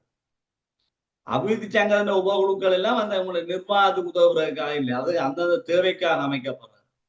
பெருகை குழுவும் தொழில்நுட்ப மதிப்பீடு குழுவும் பாடசாலை மட்ட முகாமைத்துவத்துல வெளிப்படைத்தன்மையையும் ஊழல் மோசடிகளை குறைக்கிறதுக்காக தான் அது இருக்கிற ஒழிய அபிவிருத்தி குழுவும் முகாமைத்துவ குழு தான் பிரதானமான குழு. எப்படியோ பாடசாலையில 4 குழுக்கள் இருக்கிறது. ஒன்று பாடசாலை அபிவிருத்தி குழு, இன்னொன்று பாடசாலை முகாமைத்துவ குழு, அடுத்தது பெருகை குழு, அடுத்தது தொழில்நுட்ப மதிப்பீட்டு குழு. இதுல அதிபர் தலைமை தாங்க முடியாத குழு தொழில்நுட்ப மதிப்பீட்டு குழு. அதாவது பாடசாலை அபிவிருத்தி சங்கத்துக்கு அதிபர் பதவி வழி தலைவராக இருப்பார். பாடசாலை முகாமைத்துவ குழுவுக்கு அதிபர் தான் தலைவர். பாடசாலை பெருக குழு கொள்வனவு குழுவுக்கும் அதிபர் தான் தலைவர். தொழில்நுட்ப மதிப்பீட்டு குழுவுக்கு அதிபர் தலைவராக இருக்கிறார். ஏனென்றால் நானே பொருளை வாங்கி போட்டு நானே அந்த பொருள் தரமான சர்டிஃபிகேட் அதிபர் தான் கொள்ளணவு செய்யறதுக்கு சர்டிஃபிகேட் கொடுக்குறேன். கொள்ளணவு செய்த பொருள் திறமை இருக்குதா என்று மதிப்பிடுறது நானே வாங்கி போட்டு நான் திறமை இருக்கு எந்த போன் திறாமன்னு சொல்லி கொள்ளையில அதை டிப்யூட்டி பிரின்சிபலோ அல்ல வேறு பார்த்து தான் சொல்லும். ஆகவே இங்க அந்த பாடசாலையிலே மதிப்பீட்டு குழு என்பது பிரதி அதிபர் தலைமையிலான குழுவாக இருக்கு. ஆகவே உங்களுக்கு தெரியும், அதிபர் தலைமை வகிக்க முடியாத ஒரு குழு என்ற தொழில்நுட்ப மதிப்பீட்டு குழு. அதே மாதிரி வரவு குழு என்றது கட்டாய வரவு குழுன்னு சொல்லி அதை நாங்கள் ஒரு பார்க்கணும். இதில் காட்டுவேன். பாடசாலைகள்ல பிள்ளைகள்ல வரவு சம்பந்தமா பார்க்கறதுக்காக 2016 ஆண்டு கல்வி அமைச்சு ஒரு இதை வெளியிட்டது. அதுல இந்த கட்டாய கல்வி வரவு குழு சம்பந்தமாக இருக்குது. அதை நான் திருப்பி சொல்லுவேன், கசட்டை காட்டு. சரி, அடுத்த விஷயத்துக்கு போ. அடுத்தது 13வது அரசியலமைப்பு சீர்திருத்தத்துக்கு கீழ் மாகாண பாடசாலைகள் ஆட்சிகளை சேர்த்துக் கொள்ளும் போது கடைபிடிக்க வேண்டிய சரியான வழிமுறை. இதுல சின்ன சின்ன சேஞ்சுகள் இருக்கும். ஆனா பிரதானமான விஷயத்த பார்க்கணும். ப்ரொவின்சியல் ஸ்கூலுக்கு சொல்லியாச்சு. உங்களுக்கு தான் அதிகாரம் தந்திருக்கு. அதிகார பரவலாக்கத்துக்குள்ள 13ஆம் சீர்திருத்தம் 1987ஆம் ஆண்டு. அதுக்குள்ள ஆசிரியர்களை ஆட்சேர்ப்பு செய்வதற்கான பட்டதாரி ஆசிரியர்களை ஆட்சேர்ப்பு செய்வதற்கு சில வரைமுறை இருக்கு. இப்ப கல்வி அமைச்சு சொல்லுது பரீட்சை நடத்தி தான் தெரிவு செய்யணும்னு சொல்லுது. ஆனா பரீட்சை நடத்தும் புள்ளிகளுக்கு மாகாண கல்வி அமைச்சர் சொல்லியிருக்கு. இப்ப அது சரி, மாகாண கல்வியை பரீட்சை நடத்தி செய்யுது. ஆனால் புள்ளிகளுக்கு ஏற்ப தெரிவு செய்யப்படுதுன்னா தனியே இல்லை. அப்புறம் ஒரு இன்றைய வைக்கணும், பரீட்சை நடத்தி அதன் புள்ளிகளுக்கு ஏற்பட பரீட்சை மட்டும் நடத்தையில தானே, அப்புறம் இன்டர்வியூ வைக்கணும், அப்புறம் அதையும் கூட்டித்தானே தெரிவு செய்கிறார்கள். ஆகவே முதலாவது. இரண்டாவது, அரச சபை ஆணைக்குழு நேர்முக பரீட்சை நடத்தி பொருத்தமானவர்களை தெரிவு செய்யும். இதுவும் பிள்ளை இன்டர்வியூ வச்சு எடுக்கல, எக்ஸாம் வச்சு இன்டர்வியூ வச்சு பிறகுதான் எடுக்கும். அப்ப இன்டர்வியூ வச்சு யார் எடுக்கிறது சொல்லுங்க. மாகாண அரசு சபை ஆணைக்குழு இன்டர்வியூ வச்சு யார் எடுக்கும்? இன்றைய வச்சும் ஒரு ஆட்சேர்ப்பு நடக்கிறது, தனியே இன்றைய மட்டும் வச்சு. அது இது கல்விமானி பட்டதாரிகள், கல்விமானி பட்டத்தை நிறைவு செய்திருக்கிற பட்டதாரிகளை தெரிவு செய்கிற பொழுது பிஇடி பட்டம் முடிச்சவங்களுக்கு இன்றைய வச்சுதான் தெரிவு செய்யறோம். அங்க ஆக்கள் குறைவா, பட்டம் முடிச்சாங்க எண்ணிக்கை குறைவா, அப்ப நேரடியா நேர்முக பயிற்சியை நடத்தி தெரிவு செய்வார். அப்ப முதலாவதுல, இரண்டாவது, மூன்றாவது, மாகாண கல்வி திணைக்களம் மற்றும் மத்திய கல்வி அமைச்சரிலிருந்து நடத்தப்படும் பயிற்சியின் மூலம் பெறுகின்ற புள்ளிகளின் அடிப்படையில் ஓகே சேர்ந்து எக்ஸாம் வைக்கலாம். தென் மாகாண பேப்பர் பார்த்தாங்க சேர்ந்து வச்சிருந்தது, சப்ரமோ மாகாண பேப்பர் பார்த்தாங்க சேர்ந்து வச்சிருந்தது. ஆனால் பரீட்சையின் மூலம் பெற்றுக்கொள்ளுகின்ற புள்ளிகளின் அடிப்படையில தெரிவு செய்யல. பரீட்சை மூலம் பெற புள்ளிகளின் அடிப்படையில் அப்புறம் ஒரு நேர்முக பரீட்சை வச்சுதான் தெரிவு செய்கிறார்கள். ஆகவே அதுவும் இல்லை. அடுத்தது, பரீட்சை திணைக்களத்தினூடாக நடத்தப்படும் பரீட்சையின் புள்ளிகளின் மாகாண அதிகாரி மற்றும் மத்திய அமைச்சர் நியமிக்கும் நேர்முக பயிற்சி சபை மூலம் வழங்கப்படும் புள்ளிகள் மொத்தத்தின் அடிப்படையில் தலைமையானது. இதுதான் சரி. அதாவது உங்களுக்கு எக்ஸாம் வைக்கிறாங்க, இப்ப நடக்க போறது பரீட்சை திணைக்களத்தால வைக்க போகுது. அப்ப பரீட்சை திணைக்களத்தால வைக்கிற புள்ளி அப்புறம் இன்றைய போட்டுற புள்ளி ரெண்டையும் சேர்த்து தான் தெரியும். அப்ப உங்களுக்கு தெரியணும், பரீட்சை பரீட்சை திணைக்களம் தான் வைக்கணும்னு கட்டாயம் இல்லை. மாகாண அரசு ஆணைக்குழுவும் வைக்கலாம். ஆனால் இங்க உள்ள விடைக்குள்ள பொருத்தமான விட நாளா. சரி, பிள்ளை ஒன்று பாடசாலை செல்ல வேண்டிய கட்டாய வயதிலேயே 16 வரை நீடித்து அமலுக்கு கொண்டு வரப்பட்ட ஆண்டு.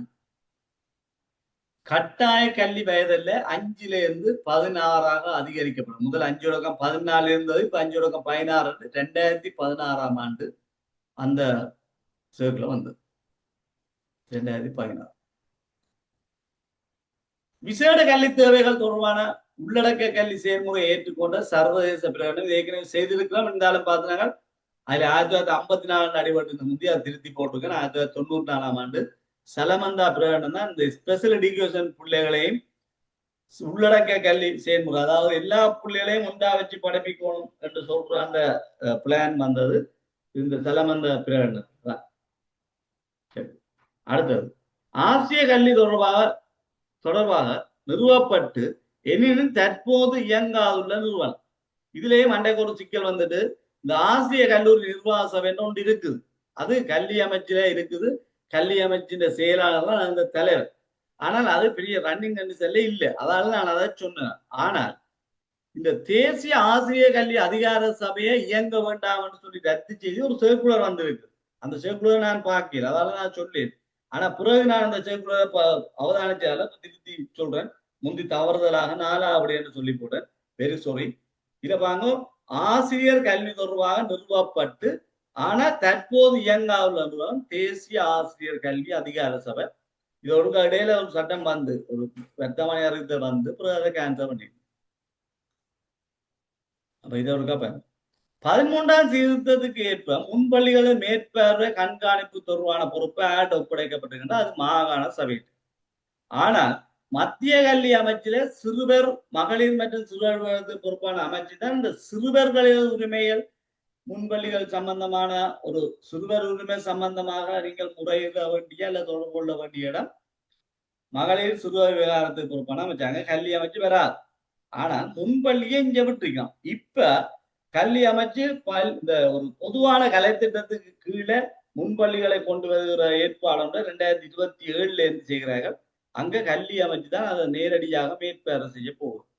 அப்ப கலைத்திட்ட அமலாக்கம் மாகாண சபையிட்ட இருந்தாலும் கலைத்திட்ட அமலாக்கம் இனி மத்திய கல்வி அமைச்சில முன்பள்ளிகளும் அதுக்குள்ள போகும். இப்போ பாடசாலைகளை மாகாண பாடசாலைகள் இருந்தாலும் கல்வி மறுசீரமைப்பு அல்லது கல்வி திட்டங்களை மினிஸ்ட்ரி செய்யற மாதிரி முன்பள்ளிகளும் இலங்கை முழுவதும் ஒரே கலை திட்டத்துக்கு வரப்போம் 2027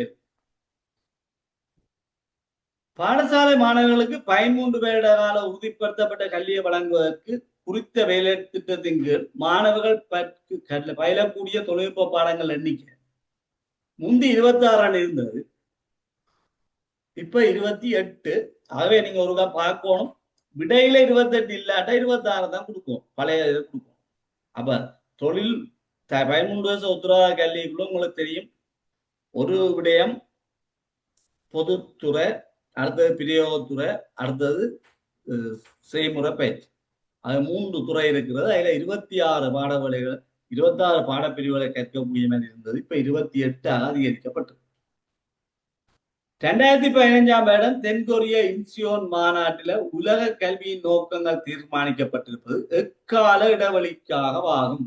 அப்ப உங்களுக்கு தெரியும் 15 வருஷத்துக்கு ஒருக்காதான் இந்த காலப்பகுதி 15ல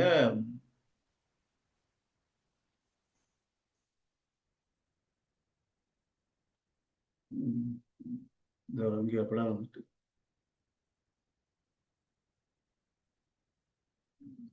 உலக கல்வி மன்றம் என்று சொல்லி அந்த இது எத்தனை ஆண்டுகளுக்கு ஒரு முறை என்று சொன்னாண்டே 15 சரி சார், 3வது விட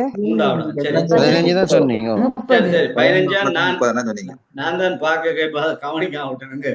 என்னென்றால் தொடர்ந்து லைட்டை பார்த்து வந்து முன்னுக்கு மங்கள நான் ஆண்ட காணையில கூட தெரியும். ஓகே, 15 ஆண்டு கால போது அது 2016 தொடக்கம் 30 சில இதுல இருக்குமா, அதை கவனிக்கும்.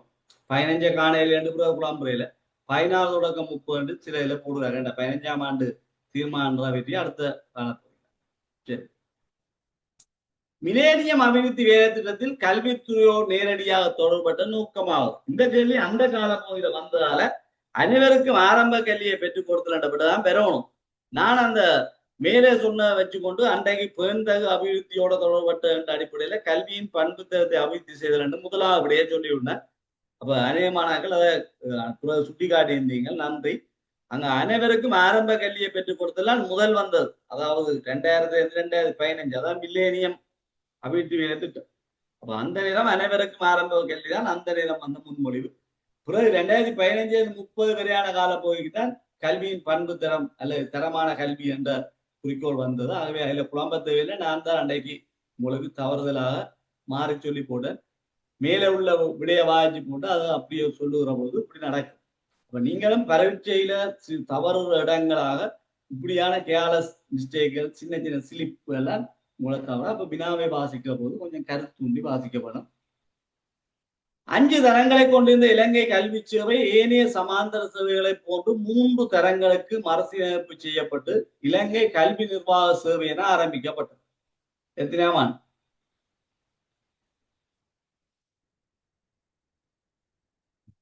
1985 அதாவது இலங்கை கல்வி சேவை என முந்தி இருந்தது, இலங்கை கல்வி நிர்வாக சேவை என்று மாற்றப்பட்டது. 3 தரங்களாக மாற்றினார். அதே மாதிரி இப்ப அதிபர் சேவையும் 3 தரங்களை தான் கொண்டிருக்கு. இது நாங்கள் நேற்று பார்த்துட்டோம். கல்வி அமைச்சும் பல்கலைக்கழகத்தின் தேசிய கல்வி ஆய்வு மதிப்பீட்டு மையம் நிறக்கும் சேர்ந்து தரம் 4க்கும் தரம் 8க்கும் உரிய எழுத்தறிவு வாசிக்கிற திறன்களை அவதானிக்கிறதுக்காக நடத்துகிற ஒரு மதிப்பீட்டு பரீட்சை.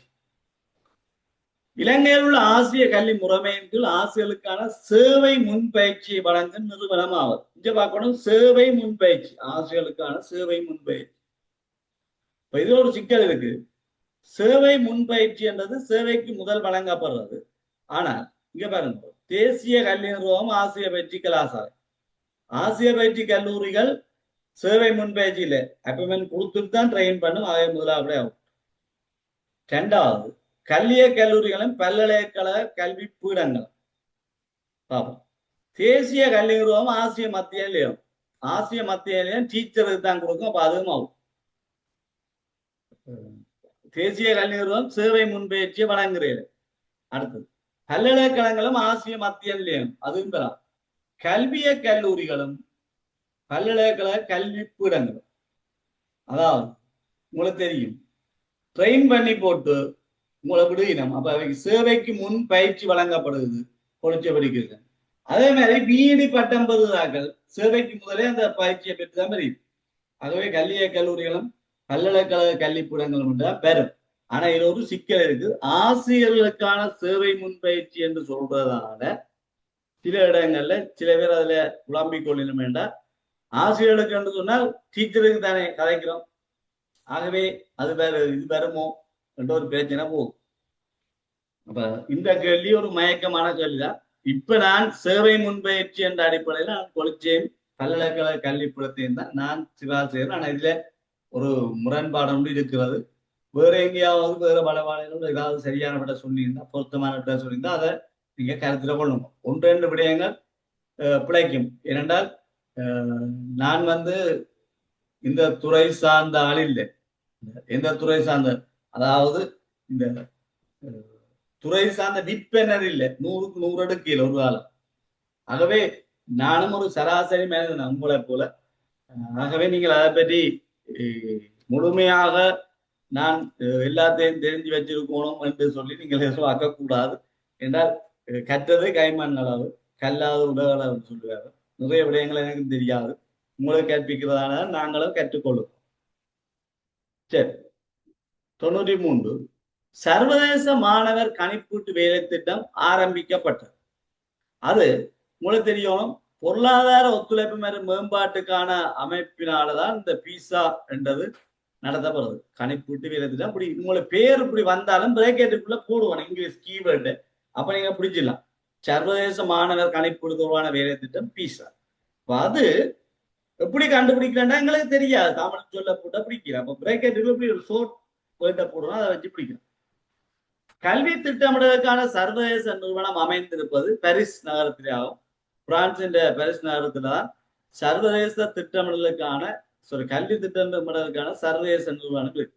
முதல் தெரியும், இலங்கையில தெற்காசிய ஆசிரியர்களுக்கான பயிற்சி நிலையம் மீட்பேல இருக்கிறது. அதே மாதிரி சார்க் நாடுகள்ல பல்கலைக்கழகம் புதுடில்லியிலே இருக்கு. அதே மாதிரி சர்வதேச திட்டமிடலுக்கான அந்த கல்வி திட்டமிடலுக்கான நிறுவனம் பாரிஸ்ல இருக்கு.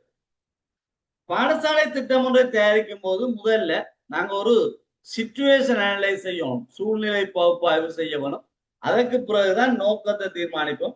அதுக்கு பிறகுதான் நான் அந்த பொறுப்புகள் எல்லாம் கொடுக்கறத பற்றி தீர்மானிப்போம். ஆகவே இங்க பிரதானமான விடயம் பல்கலைக்கழகத்துல பாடசாலைகள்ல திட்டமிடல செய்கிற போது பல்கலைக்கழகத்தில் என்னென்ன, பாடசாலையில் என்னென்ன, ஒரு நிறுவனத்தில் என்னென்ன. முதலாவது ஸ்வட் அனலைஸ் சொல்லப்படுகிற சூழ்நிலை பகுப்பாய்வு. அதுதான் இங்க சொல்லி இருக்குது சாத்திய பகுப்பாய்வுன்னு சொல்றது. அப்ப தமிழ்ல சூழ்நிலை பகுப்பாய்வு, தேவை பகுப்பாய்வு, சாத்திய பகுப்பாய்வு. Sweat analyse, SWOT, sweat analyse. இதே முறை சொல்லிவிடும். ஸ்வட் அனலைஸ் என்றது ஸ்ட்ரென்த், வீக்னஸ், ஆப்பர்ச்சுனிட்டிஸ், தடைகள், த்ரெட்ஸ். சில நேரம் இப்படியும் சொல்லுவாங்க, ஸ்வக் SWOC என்று சொல்றார்கள். ஸ்ட்ரென்த், வீக்னஸ், ஆப்பர்ச்சுனிட்டி, சேலஞ்சஸ் அப்படியும் சொல்லுகிறார்கள். அப்ப எப்படி வந்தாலும் உங்களுக்கு தெரியணும், பலம் பலவீனம் ரெண்டும் அகக்காரணிகள் என்று சொல்லுவது இருக்கு. ஆப்பர்ச்சுனிட்டியும் த்ரெட்ஸும் அல்ல, ஆப்பர்ச்சுனிட்டி சேலஞ்சும் புறக்காரணிகள் வெளியில இருக்கு. அது தெரிஞ்சு 2012ஆம் ஆண்டு 2017ஆம் ஆண்டு வரையான கல்வி அபிவிருத்தி சட்டக நிகழ்ச்சி திட்டத்தின் கீழ் கொள்கை தலைப்பு அல்லாதது. இங்க அந்த கொள்கை தலைப்பு அல்லாததுல இந்த பாடசாலை தொகுதியை மீளாய்வு செய்தல் என்றதான் விடையாக சொல்லுகிறார்கள். நான் சுபாகரன் சொல்றேன், காய்ச்சல் அவருமாக தான் சொல்றேன். ஆனால் உங்களுக்கு தெரியும், அந்த காலப்பகுதியில தான் இந்த ஆரம்ப பிரிவை தனிய பிரிச்சது, அதாவது மைந்த சிந்தனைகளால. ஆனால் இந்த ESTA பீக்களால அது செய்யல என்று சொல்லுவேன். நான் மற்ற 4வது தான் சொன்னா, நான் 3வது விட தான் பொருத்தமான சொல்லி அதை 2 3 விட கலந்துரையாடியதுல சொன்னார்கள். அப்ப இந்த விடையும் அன்றைக்கு பிள்ளையா சொல்லி போட்ட 4ஆம் ஆண்டு 3வது விடை. பின்வரும் கூற்றுகளில் கணிப்பீடும் கற்றல் தொடர்பான மிகச் சரியான கூற்று.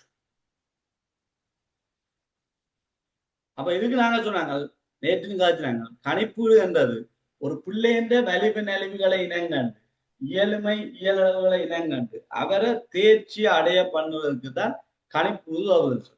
அப்ப கற்றல் பேறுகளை அளக்கவோ அல்லது பிள்ளைகளை அளவிடவோ மதிப்போடு தொடர்பட்டோ இல்லை. கணிப்பீடுன்றது மதிப்பீட்டு கலாச்சாரத்திலிருந்து மதிப்பீட்டு கலாச்சாரத்தை மாறணும். புரியன்ற மதிப்போட தொடர்பட்டு கற்றலை மேம்படுத்துறதுக்கு கணிப்பீடு பயன்படுத்தப்படும். அடுத்தது புதிய கல்வி மறுசீரமைப்புகள் 2026ஆம் ஆண்டு பரீட்சை திணைக்களத்தால் நடத்த முன்மொழியப்பட்ட பாட எண்ணிக்கை 7. அது ஏற்கனவே வந்துட்டு நினைக்கிறேன். இதுவும் வந்துட்டு திருப்பி எங்க ஒப்புவணி போடங்க இங்க தவறு நடந்துட்டு இதை விட மாத்தினாங்க 2026 மற்ற சாரி நான் நினைக்கிறேன் அந்த இடங்களை கண்டு ஒப்புவணி போடங்க ஒரே வெளியே 2 இதில் போட்டு சரி 200 கல்வியும் எம்சிக்யூவா பாத்துறாங்க. இப்படி ஒரு வகை எம்சிக்யூவும் வர வாய்ப்பு இருக்கிறது. அதாவது கொஞ்சம் இதை தருவார்கள். இதுல கொஞ்சம் பணியை தந்திருக்கணும். அதே மாதிரி காலப்பகுதிகள் அப்படி ஏதாவது தந்துட்டு கீழே கேள்வி கேட்கலாம். ஆகவே பரீட்சைக்கு இப்படி எழுத போது இப்படியான வினாக்களுக்கு இப்படி எழுதிக்க பழகணும். இது ஒரு தேசிய பாடசாலை போட்டி பயிற்சிக்கு கடைசியா வந்தது. மாணவர்களுக்கான தேசிய மட்ட பயிற்சிகள் நடத்துதல், பொது பயிற்சி பெறுபவர்களின் அடிப்படையில பகுப்பாய்வு வெளியிடல் ஒவ்வொன்றா பார்ப்போம். மாணவர்களுக்கான தேசிய மட்ட பயிற்சிகள் நடத்துவது பரீட்சை திணைக்களம். பரீட்சை திணைக்களம் பொது பரீட்சைகளாக கிரேட் 1, கிரேட் 11, கிரேட் 13 நடக்க 2 போட்டி பயிற்சி கிரேட் 5ம் கிரேட் 13ம் போட்டி பயிற்சியாகும். கிரேட் 11க்கு நடக்கிற ஓலகள் பொது பயிற்சியாகவும் நடைபெறுது. எப்படியோ தேசிய மட்ட பயிற்சிகள் நடத்துற பொறுப்பு பரீட்சை திணைக்களம். 2வது பொறுப்பயிற்சியை பெறுவதன் அடிப்படையில் பெறுவேற்று பகுப்பாய்வை வெளியிடும். உங்களுக்கு தெரியும் பெறுவேற்று பகுப்பாய்வை வெளியிடுறதும் பரீட்சை திணைக்களம் தான்.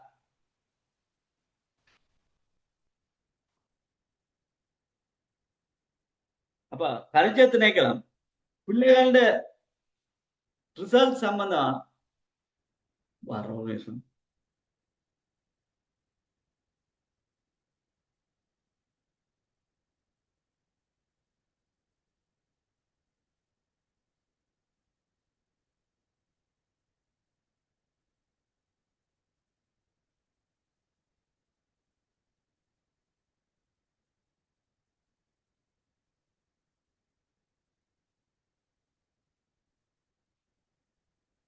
ஓகே. அப்ப பரீட்சை திணைக்களம் பரீட்சை பெறுபவர்கள் வெளிவந்த பிறகு பெறுவேற்று பகுப்பாய்வை வெளியிடுறதும் பரீட்சை திணைக்களத்து பேர். அதே மாதிரி ஆசிரியர் வழிகாட்டியை தயாரித்து வெளியிடுறது தேசிய கல்வி நிறுவனத்தில தேசிய கல்வி ஆணைக்குழு வெளியிடுற பரீட்சை இந்த கல்வி கொள்கைக்கு ஏற்ப ஆசிரியர் வழிகாட்டியை தயாரித்து வெளியிடுறது தேசிய கல்வி நிறுவனத்தின் பணி. அடுத்த விஷயம் ஆசிரியர்களுக்கான பயிற்சி வழங்குறது. ஆசிரியர்களுக்கான பயிற்சி வழங்குறது தேசிய கல்வி நிறுவனத்தின் பணிதான். அதே நேரம் கல்வி அமைச்சும் அதில் இணைந்து பயிற்சிகளை வழங்குற வாய்ப்புகளும் இருக்கிறது. ஆசிரியர் நியமனங்களை வழங்குறது கல்வி அமைச்சு இங்க தரப்பட்டிருக்க விடைகளை வச்சுக்கணும் தீர்மானிக்கணும். சில நேரங்களில் மாகாண கல்வி அமைச்சும் பெறலாம். அப்ப தரப்படுற விடையை வச்சுக்கணும் தீர்மானிக்கணும். பல்கலைக்கழகத்து மாணவர்களை தெரிவு செய்வது பல்கலைக்கழக மானியங்கள் ஆணைக்குழு. கல்வி கொள்கையை தயாரிக்கிறது தேசிய கல்வி ஆணைக்குழு. பாடநூல் மற்றும் இத வடிவம் தயாரித்தலும் வெளியிடலும் இதுக்கு பிரச்சனை இருக்கு. பாடநூல் தயாரிக்கிறது கல்வி வெளியீடு திணைக்களம், இத வடிவம் தயாரிக்கிறது தேசிய கல்வி நிறுவனம். இப்ப 2 சேர்த்து போட்டுக்கிறபடியால் தயாரித்தலும் வெளியிடலும் என்று சொன்னபடியால் கல்வி வெளியீட்டு திணைக்களம் தான் பிரதானமா வரும் என்று நான் நினைக்கிறேன். வெளியிடல் என்று சொல்லும். அப்படி இல்லைன்னு சொன்னால் இங்க என்ஐஏயும் பார்க்கும்.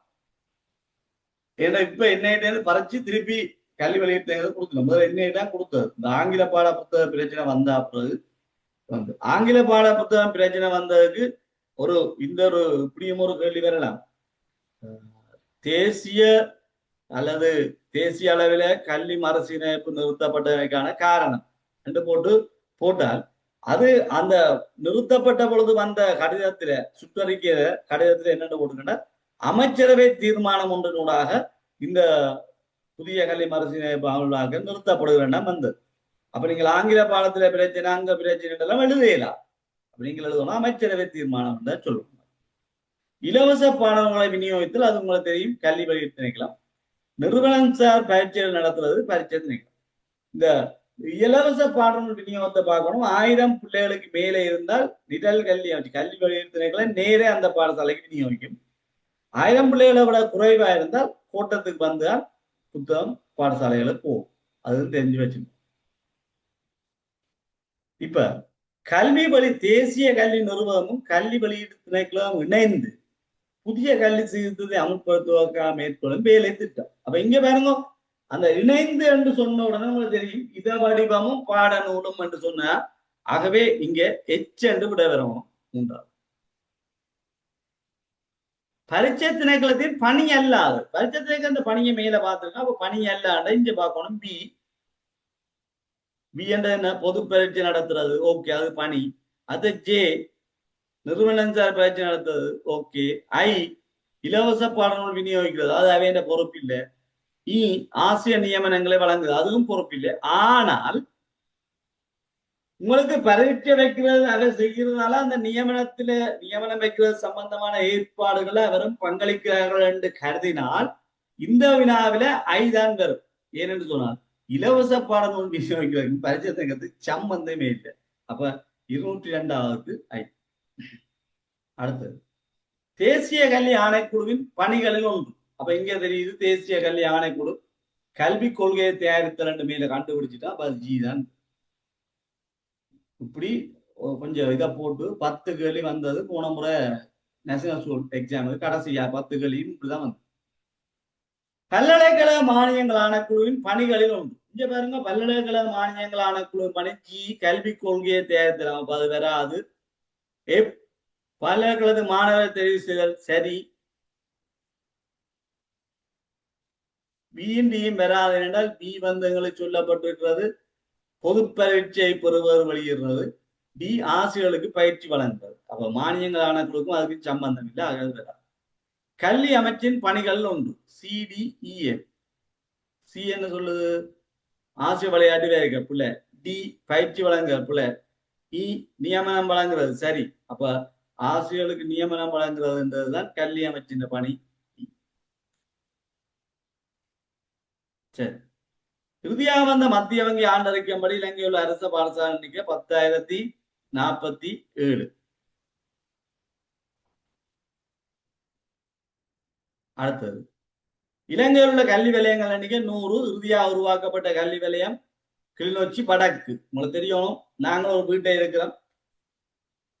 புதுசா ஒரு வீடு கட்டி குடிபுகுந்து போனாங்க. நான் அம்மாக்களோட நான் சேர்ந்து இருந்தேன். புதுசா ஒரு வீடு கட்டி குடிபுகுந்து போனேன். புதுசா உருவாகின வீடு இருந்தா நான் இப்ப போன வீடுதான், முந்தி இருந்த வீட்டை சொல்லிடுறேன். அது மாதிரி கிளிநொச்சி வந்து வடக்கு தெற்கு 2 வலயமாக பிரிஞ்சு வடக்கு வலயத்தான் கொண்டு முன்னு போட்டார். அப்ப புதிதா பிரிஞ்சு வந்த கிளிநொச்சி வடக்கு. தெற்கு இருந்த இடத்துல இருக்குது. அப்ப அது பல புதுசு. இலங்கையில் உள்ள கல்வி வலயங்கள் எத்தனை, அது சொல்லிட்டு 100. தற்போதைய கல்வி அமைச்சர பேர் என்ன?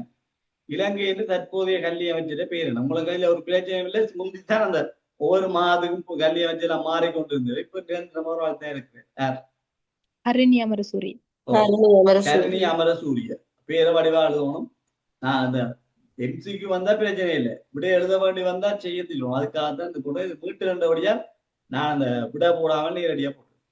மத்திய மகா வித்தியாலயங்கள் எத்தனைன்னா 54. இலங்கையில் உள்ள மத்திய மகா வித்தியாலயங்கள்ல முதலாவது மத்துகமையில உருவாக்கப்பட்டது CWW கண்ணங்கராண்ட திட்டம். ஒரு தேர்தல் தொகுதிக்கு 1 என்ற அடிப்படையில மத்திய மகா வித்தியாலயம் உருவாக்கப்பட்டது. மத்திய மகா வித்தியாலயங்கள் ஆங்கில பாடத்தை பிரதானப்படுத்தினதாக இருந்தாலும் அங்க ஹாஸ்டல் வசதிகள், அதாவது விடுதி வசதிகளையும் கொண்டிருந்தது மத்திய மகா வித்தியாலயம். இலங்கையில் உள்ள தேசிய கல்விய கல்லூரிகள் 20. முதலாவது தேசிய கல்விய கல்லூரி மகாவலி தேசிய கல்விய கல்லூரி. இறுதியாக தொடங்கப்பட்டிருக்கிறது புளியாப்புடிய நாரங்கல தேசிய கல்விய கல்லூரி. தொழில்நுட்பத்துக்கான தேசிய கல்விய கல்லூரி. கவனிக்கணும், தகவல் தொழில்நுட்பத்துக்கான இல்லை, இன்ஃபர்மேஷன் டெக்னாலஜிக்கு இல்லை, இது டெக்னாலஜிக்குரியது. அது ஒரே ஒரு பல்கலைக்கழகம் பிஇடி பட்டத்தை வழங்குகிற கல்விய கல்லூரி அது. அதாவது கல்விமானி பட்டத்தை வழங்க போகிற கல்விய கல்லூரி. 4 ஆண்டுகள். அங்க மற்ற இடங்களெல்லாம் 2 வருடம் பதிவிட கற்கையும் 1 வருடம் உள்ளக பயிற்சியும். இங்க 3 வருட பதிவிட கற்கையும் 1 வருஷம் உள்ளக பயிற்சி. ஆசிய நியமனத்துக்காகவே ஆட்சேர்ப்பு செய்து பயிற்சி அளிக்கின்றன மேலேயே சொல்லியாச்சு தேசிய கல்விய கல்லூரி. அதாவது உங்களை ஆட்சேர்ப்பு செய்து பயிற்சி ஆசிய நியமனத்திற்காகவே ஆசிய நியமனம் வழங்கி இல்லை, ஆசிய நியமனம் வழங்குறதுக்கு சொல்லியே உங்களை எடுத்து ட்ரெயின் பண்றது. அதாவது குறைச்ச எஜுகேஷன்ல கற்று வராங்களே டீச்சிங் தான் பேர். தேசிய கல்விய கல்லூரி. தேசிய கல்விய கல்லூரி. அதாவது வடிவா வாசிக்கணும், ஆசிரியர் நியமனத்திற்காகவே ஆசிரியர் நியமனம் வழங்கி போட்டு பயிற்சி அளிக்கிறது அது இல்லை, அது ட்ரைனிங். இலங்கையில கல்விக் கொள்கையை வகுக்கும் அமைப்பு தேசிய கல்வி ஆணைக்குழு 1991ஆம் ஆண்டு உருவாக்கப்பட்டது. 15 மெம்பர்ஸ் இருக்கிறார். தேசிய கல்வி ஆணைக்குழு தலைவர் தான் சொல்றது, சேர்மன் தான் சொல்றது. இலங்கையில் கல்விக்கூடம் உள்ள பல்கலைக்கழகங்கள் என்று சொன்னா திறந்த பல்கலைக்கழகம் கொழும்பு பல்கலைக்கழகம் தெரியும், வேறையும் இருந்தால் அதை சேர்த்துக் கொள்ளும்போது பாடசாலை கல்வித்துறை வடிவமைக்கும் அமைப்பு NI தேசிய கல்வி நிர்வாகம் உங்களுக்கு தெரியும். ஏற்கனவே தேசிய கல்வி நிர்வாகம் பல்வேறுபட்ட வேலைகளை செய்து வந்தாலும் இலங்கையில தேசிய கல்வி நிர்வாகம் 1985ஆம் ஆண்டு உருவாக்கப்பட்டது. அதுக்கு பிறகு 86ஆம் ஆண்டு கல்விய கல்லூரிகள் உருவாக்கப்பட்டது. தேசிய கல்வி நிர்வாகம் ஆசிரியர்களுக்கு பயிற்சி வழங்குறது, ஆசிரியர் அறிவுரைப்பு வழிகாட்டிகளை தயாரித்து வெளியிடுறது, கலை திட்டத்து தொடர்பான ஆய்வு அபிவிருத்தி வேலைகளை முன்னெடுக்கிறது, ஆசிரியர் வான்மை நிறுத்தி பட்டங்களை வழங்குறது போன்ற வேலை திட்டங்களை முன்னெடுத்து கொண்டு வருகிறது. தேசிய கல்வி நிறுவனம் எடுக்கிற பட்டங்கள் PGD பட்டப்பின் கல்வி டிப்ளமா, கல்விமானி பட்டம் BEd, MEd முது கல்விமானி, MPhil முது தத்துவமானி, PhD டாக்டர் கலாநிதி பட்டங்களை தேசிய கல்வி நிறுவனம் ஆசிரியர் வான்மை விருத்திக்காக வழங்குகிறது. யுனெஸ்கோவின் 4 தூண்களும் ஏற்கனவே நேற்று பார்த்துறாங்க. அந்த 4 தூண்கள்ல அண்மை காலமாக வலியுறுத்தப்படுற தூண் இணைந்து வாழ கற்றல். இணைந்து வாழ சொல்லுங்க. 214 திருப்பி சொல்லுங்க சார். நீங்க அந்த விளக்கம் ஒன்று சொன்னீங்க, அது கிளியரா விளங்கல, திருப்பி சொல்லுங்க சார். 214 ரெக்கார்டிங்க பாருங்க. இப்ப சொல்லிக்கொண்டு மற்ற நேரம் போடும் இல்ல இல்லைங்க கடைசியாச்சு. இப்ப இதுல பாருங்க, அந்த யுனெஸ்கோவின் 4 தூணும் நேற்று ஒரு கேள்வியா பார்த்துறாங்க, ஒரு காட்டிட்டு போவோம். யுனெஸ்கோவின் 4 தூண்கள் அறிவதற்காக கற்றல், ஆற்றுகைக்காக கற்றல், செய்வதற்காக கற்றல், learning to know, learning to do, learning to live together, இணைந்து வாழ கற்றலாம் இன்றைக்கு பிரதானமாக வலியுறுத்தப்படுகிற விடை.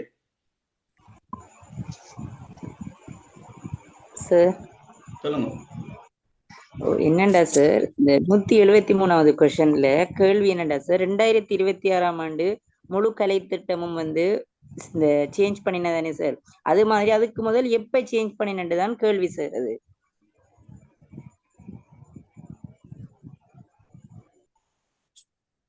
எத்தனை ஆளு?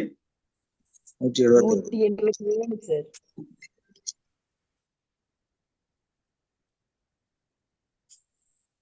173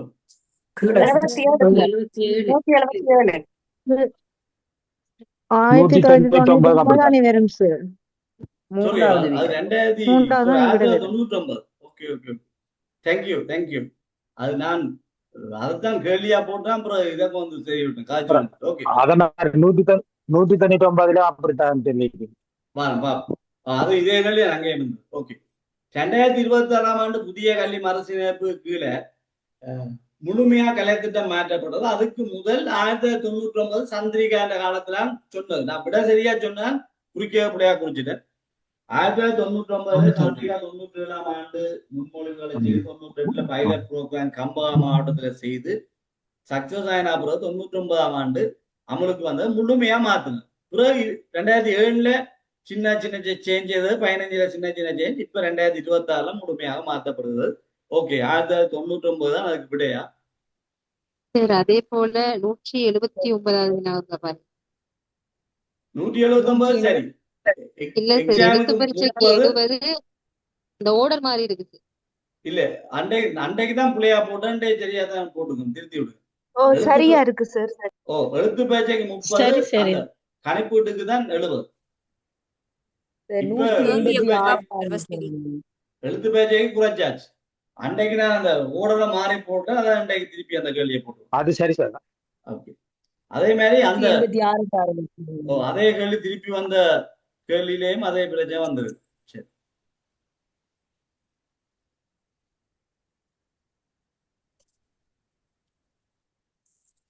சரி, இதுலயும் அதேதான்.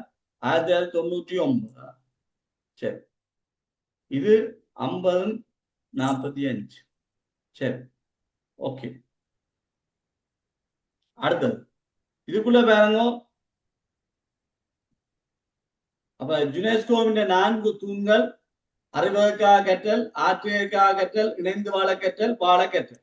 அதுல பிரதானமாக இப்ப வலியுறுத்தப்படுறது இணைந்து வாழ கற்றல். இணைந்து வாழ கற்றல் புலமை பரிசிலே ஆரம்பித்து வைத்து சி கண்ணங்கர். உங்களுக்கு தெரியும், புலமை பரிசிலே 2-3 வகை இருக்குது. புலமை பரிசில் ஆரம்பிச்சு வச்சது கண்ணங்கர். ஆனால் லலிதா துலக் காலத்தான் மகாபுல புலமை பரிசில் வந்தது. புலமை பரிசில் என்ற கன்செப்ட கொண்டு வந்தது கண்ணங்கர. பிறகு மகாபுல புலமை பரிசில் லலிதா துலக் மோரி ஆரம்பிச்சு வச்சு. 72ஆம் ஆண்டு கல்வி சீர்திருத்த பெயர் புதிய பாதை. 72ஆம் ஆண்டு புதிய பாதை. புதிய பாதை கல்வி சீர்திருத்தம் 72ஆம் ஆண்டு கொண்டு வரப்பட்ட போது அதுல பிரதானமாக விடயம் சமூக கல்வி, வணிக கல்வி, தொழில் முன்னிலை பாடங்கள் கொண்டு வரப்பட்டது. ஒன்றிணைந்த கலை திட்டம்.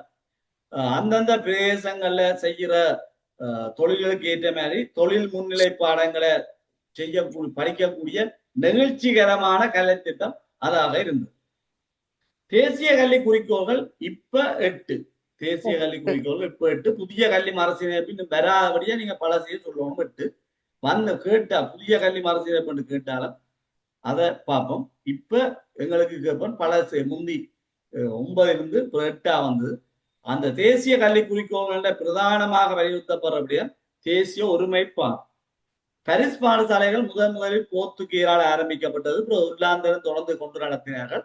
ஆனாலும் பரிஸ் பாடசாலைகள் யாரால் ஆரம்பிக்கப்பட்டது? போர்த்துகீயரால. நேற்று சொன்ன மிஷனரி பாடசாலைகள், செமினரி பாடசாலைகள் உள்ளாந்தர், மிஷனரி பாடசாலைகள் ஆங்கிலம். அடிப்படை கற்றல் தேர்ச்சிகள் எத்தனை? 7. முதல் அடிப்படை கற்றல் தேர்ச்சிகள் 5ஆக இருந்தது. 9 கல்வி குறிக்கோள் இருக்கிறது, 5 தேர்ச்சியா இருந்தது. 8ஆம் வந்தோடனே 7ஆம் மாறிச்சு. அதுல புதிதாக சேர்க்கப்பட்டது ஆளுமை தொடர்பான தேர்ச்சி, மற்றது வேலை உலகுக்கு தயார் செய்யும்.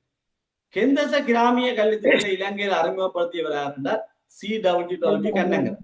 இந்த கெந்தச மதியம் என்று சொல்லி ஒரு இன்றைக்கு ஒரு குரூப்ல எந்த குரூப்புக்கு வந்து யாரை போட்டிருந்தாங்க 20 இல்லையா? அந்த கண்ணங்கர் அறிமுகப்படுத்திய கல்வி திட்டத்துக்கு என்ன வேணும்? மதியம். எனக்கு அந்த சொன்ன விழாலாம் கேள்விப்படையில. ஆனால் கெந்தச தான் அவர் அறிமுகப்படுத்திய கல்வி திட்டம் வந்து கேள்விப்பட்டிருக்கிறேன். பரீட்சைக்கு கெந்தச தான் பெறும். அப்ப நீங்கள் சில விடயங்களை கற்றுக்கொண்டிருந்தா உங்களுக்கு பார்க்கவே தெரியும் சில விடயம். இந்த கெந்தச கிராமிய கல்வி திட்டம் வந்து மகாத்மா காந்தியின் வார்த்தால ஆதார கல்வி என்ற அந்த கிராமிய பொருளாதாரத்தோட சேர்த்து நெசவு கைத்தறி தொழிலை கற்றுக்கொண்டு பிள்ளைகள் கற்க வேண்டும், அதாவது தொழிலை செய்து கொண்டு படிக்கணும் என்று சொல்லிட்டு அந்த தன்னிறைவு பொருளாதாரம் என்ற கண்டத்தை கொண்டது. அப்ப கெந்தச சி.டபிள்யூ. கண்ணங்கர கொண்டது. முன்பள்ளிகளை கட்டுப்படுத்த அமைப்பு உள்ளூராட்சி அமைப்புகள் அல்லது மாகாண சபை என்று சொல்லுங்க.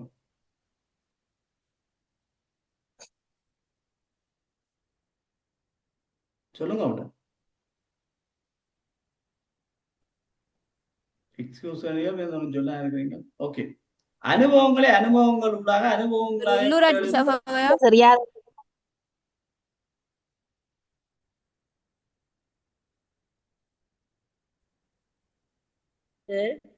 முன்பள்ளிகளை கண்காணிக்கிற பொறுப்பு அந்த யாருக்குன்னு சொல்லிக்கின்றா நேற்று சுபாரசர கிளாஸ்ல சிறுவர் மற்றும் மகளிர் விவகார அமைச்சுன்னு சொல்ல மாதிரி இருந்துச்சு.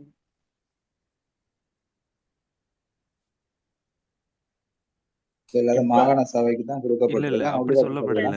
உள்ளூராட்சி சபையில் தான் சொல்லப்பட்டது. சரி, என்ன பிரச்சனை என்றால் இப்ப மாகாண சபை கீழதான் முன்பள்ளிகள் இருக்குது. ஆனால் அந்த முன்பள்ளிகளை கட்டுப்படுத்தும் அமைப்பு என்று கேட்டதால சொல்லிக்கலாம் சிறுவர் மகளிர் விவகார அமைச்சுதான் அந்த கட்டுப்படுத்தும் என்று சொல்லி. இப்ப எனக்கு அதை பற்றி தெரியல. 4 விட வந்தா பாருங்கோ, மாகாண சபை கீழதான் முன்பள்ளிகள் இருக்கிறது. முன்பள்ளிகள் கட்டுப்படுத்துறது அதுதான். ஆனால் சில கொண்ட்ரோலை செய்யறதுக்கு மத்திய கல்வி அமைச்சு இப்ப முயற்சிக்கிற மாதிரி மகளிர் சுகாதார அமைச்சு அந்த அது தொடர்பான சில நடைமுறைகளை செய்யக்கூடும். ஆனால் சிறுவர் உரிமை தொடர்பான பிரச்சனை இல்லை, சிறுவர் பிரச்சனை என்றால் அது மகளிர் விவகார அமைச்சு தான் கையாளும். இந்த முன்பள்ளியில கட்டுப்பட்ட அமைப்பு எதுன்னு கேட்கிறபடியா சிறுவர் மகளிர் அமைச்சு என்றது என்ன பொறுத்தமட்டில் நீங்கள் உங்களுக்கு தனிவிட வராது எம்சிக்கு தானே. ஆகவே நீங்கள் வார விடைக்குள்ள பாருங்க, மகளிர் விவகார அமைச்சு இல்லையென்றா மாகாண சபை தானே போடும், மாகாண சபை இல்லையென்றா மகளிர் விவகார அமைச்சு போடுங்க. ரெண்டும் இருந்தால் ரெண்டு ஒன்றை தொட்டு பார்த்துட்டு போடும். இப்ப ஆரம்பிக்கப்பட்ட ஆண்டு சார் புலமை பெருசல். புலமை பெருசில் 52 44 கண்ணங்கரா 52 அதுல 47 என்ன மாதிரி 52 கண்ணங்கரா கல்வி அமைச்சர் இருக்கு. இப்படிதான் என்ன பிரச்சனை? 1944 இருக்கு சார். எத்தனை ஆண்டு? 1944. ஓ அதான் சொல்றேன் சார் 43 சட்டம் கொண்டு வர்றது. ஓ இப்ப நீங்கள் விட சொல்லக்க கொஞ்சம் ஜதார்த்தமா யோசிக்கும். சுதந்திர இலங்கையின் முதலாவது கல்வி அமைச்சர் நுகைவேல கண்ணங்கரை கலட்டி விட்டுட்டு தான் நுகைவேல கல்வி அமைச்சர் ஆக்கணும். 48 சுதந்திரம் அடையக்க கண்ணங்கரை கலட்டி விட்டால் கண்ணங்கரை 1952 வந்து பேசல ஆரம்பிப்பார். அப்ப அவுட் தானே. அப்ப விட சொல்லக்க பொறுத்தவா யோசிக்கும். ஒரு ஆள் கல்வி அமைச்சரா இல்ல, அவர் தான் தொடங்கினேன்னு சொல்றோம். அப்ப முதல் அவர் கல்வி அமைச்சர் அந்த 1944 43 அவர் தான் இருந்தார் பழைய இதுல. சுதந்திரம் அடைஞ்சோன்னா நுகைவேல வந்தார். அப்போ வந்து கண்ணங்கரைன்னு சொல்லி போட்டு 52 சொல்லலாத பொறுத்தவில்லை. இப்ப நான் எத்தனாம் ஆண்டு பிறந்த நான் பாக்குறேன், அதை எத்தனாம் ஆண்டு இறந்துட்டேன்னு சொன்னேன். அப்ப நான் 90ஆம் ஆண்டு இறந்துட்டேன்னா 92ஆம் ஆண்டு நான் தான் புலமை பேச தொடங்கினேன்னு சொல்லிடுறேன். அல்ல நான் பதவி விலகிட்டேன் 90ஆம் ஆண்டு பதவி விலக அப்புறம் நான் தொடங்கினேன்னு சொல்லிடுறேன். அப்ப சில விடயங்கள் சொல்லுகிற பொழுது கவனிக்கணும். இந்த 223க்கு 4 விடதார கேள்வி வாரபடியா நீங்கள் அதுல பார்த்து எழுதும்போ. இல்லை என்று சொன்னா நான் என்னுடைய விட முன்பள்ளிகள் இதுக்குள்ள இருக்குது. நியதி சட்டங்கள் எல்லாம் மாகாண சபை தான் உருவாக்கி வச்சிருக்கு. முன்பள்ளி தொடர்பான நியதி சட்டங்கள் மாகாண சபை உருவாக்கி வச்சுக்கூடிய நான் அதை சொன்னேன். சில நேரம் அந்த கண்ட்ரோல் பண்ற அடிப்படையில நிழல் கல்வி அமைச்சால அந்த அது மாதிரி இதண்டு சொல்லியிருக்கலாம். அப்ப அதுல எனக்கு தெரியல இப்போ கணக்க சிக்கல் இருக்கு. இப்போ மாகாண பாடசாலையை கண்ட்ரோல் பண்றது யாருன்னா மாகாண கல்வி அமைச்சு தான். ஆனால் மாகாண பாடசாலையை நிழல் கல்வி அமைச்சு கண்ட்ரோல் பண்ணணும். ஏனென்றால் நிழல் கல்வி அமைச்சு தான் கல்வி கொள்கையை வடிவமைக்குது. ஆகவே உங்களோட ஒரு ப்ரொவின்சியல் ஸ்கூல்ல நிழல் கல்வி அமைச்சும் கண்ட்ரோல் பண்ணலாம். உங்களை போன் பண்ணி ஒரு ஆளை அங்க விசாரணைக்கு வாங்க முடியும்னு சொல்லு. அப்ப அதுல பிரச்சனை இருக்குது. மாகாண பாடசாலை யார் கண்ட்ரோல் பண்றதுன்னா மாகாண கல்வி அமைச்சர் செயலாளர் தான் கண்ட்ரோல் பண்ணுது. ஆனா சில நேரம் நிழல் கல்வி அமைச்சும் கண்ட்ரோல் பண்ணும். ஆகவே இதுக்குரிய விடைய சில விடயங்கள்ல தெளிவாக அல்லது 100% சரியா சொல்ல தெரியல. 224 பிள்ளைகளுக்கு அனுபவங்களாக பெற்றுக் கொடுப்போம் சொன்ன ஆளா ஜோன் டூயி.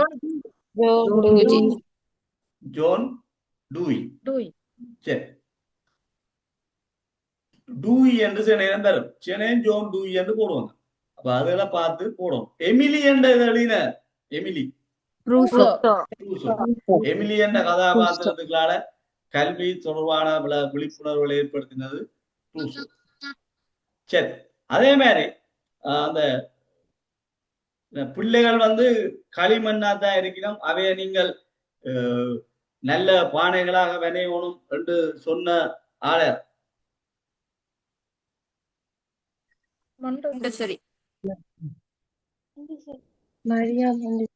ஒரு டீச்சரு கடிதம் எழுதுறாரு அந்த பிள்ளைக்கு. Abraham Lincoln. அப்ப சில இதுகள் பார்க்கணும். மொண்டசரி சொல்ற அவ பிள்ளைகளை விளையாட்டினூடாக கற்பிக்கணும் அந்த ஆரம்ப பிரிவு அபிவிருத்தி சம்பந்தமாக வச்சு. சரி, இலங்கையில் அண்மையில் அறிமுகப்படுத்தப்பட்ட கல்வியுடன் தொடர்புடைய சேவை இலங்கை ஆசிரிய ஆலோசகர் சேவை. இலங்கை ஆசிரிய ஆலோசகர் சேவை. அதே நேரம் சில வழக்குகளும் இலங்கை ஆசிரிய கல்வித்துறையில அண்மையில் ஏற்கொள்ளப்பட்ட மாற்றம் என்றால் வினைத்திறன் தடதாண்ட பயிற்சிகள் அறிமுகப்படுத்தப்பட்ட.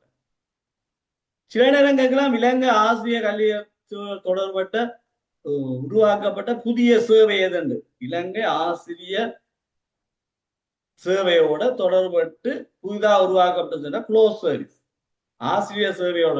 இது கல்வியோட தொடர்பு கேட்டபடியா SLTES TAS Sri Lanka teacher advisers. இலவச கல்வியை வலுப்படுத்தவும் அனைவருக்கும் கல்வி வழங்கவும் இலங்கையில் வழங்கப்படும் வரப்பிரசாதம். இது கவனிக்கணும். இலவச கல்வியை வலுப்படுத்தவும் அனைவருக்கு கல்வி வழங்கும். வலுப்படுத்த என்று சொல்லக்க வேற, அனைவருக்கும் கல்வி என்றது வேற.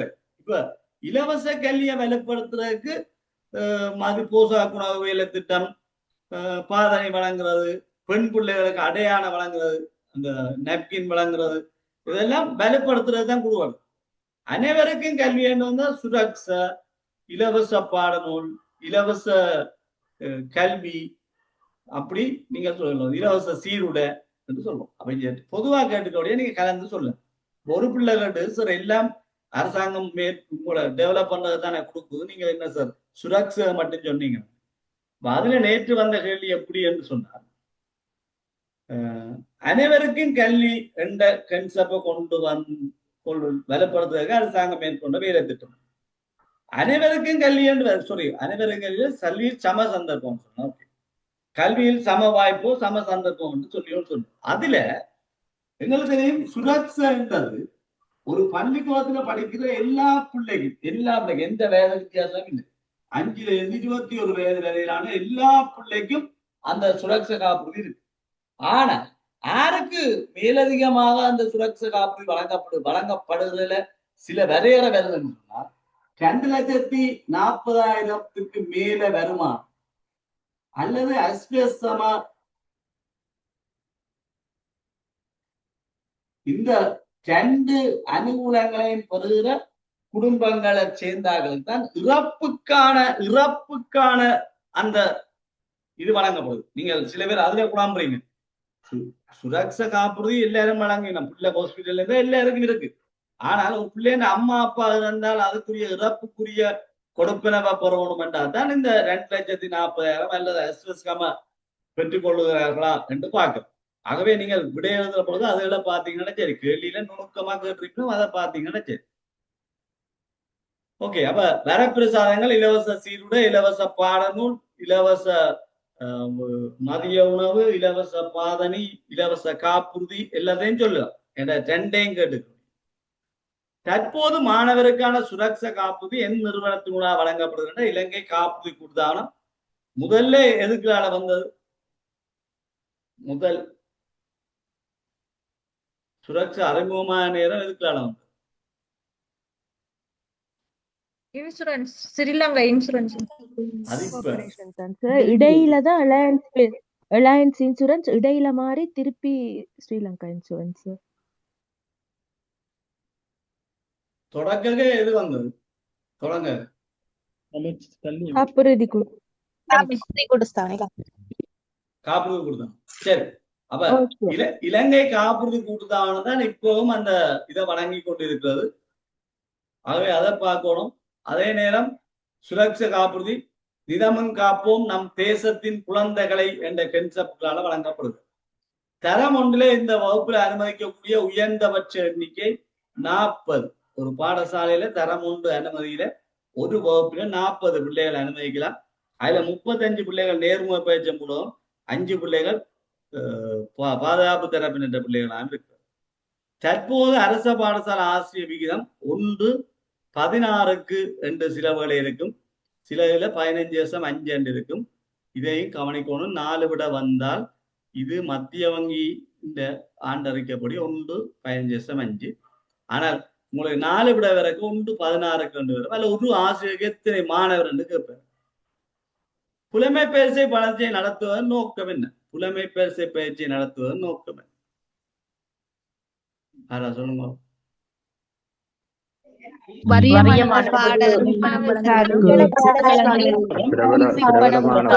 பாடசாலைகளுக்கு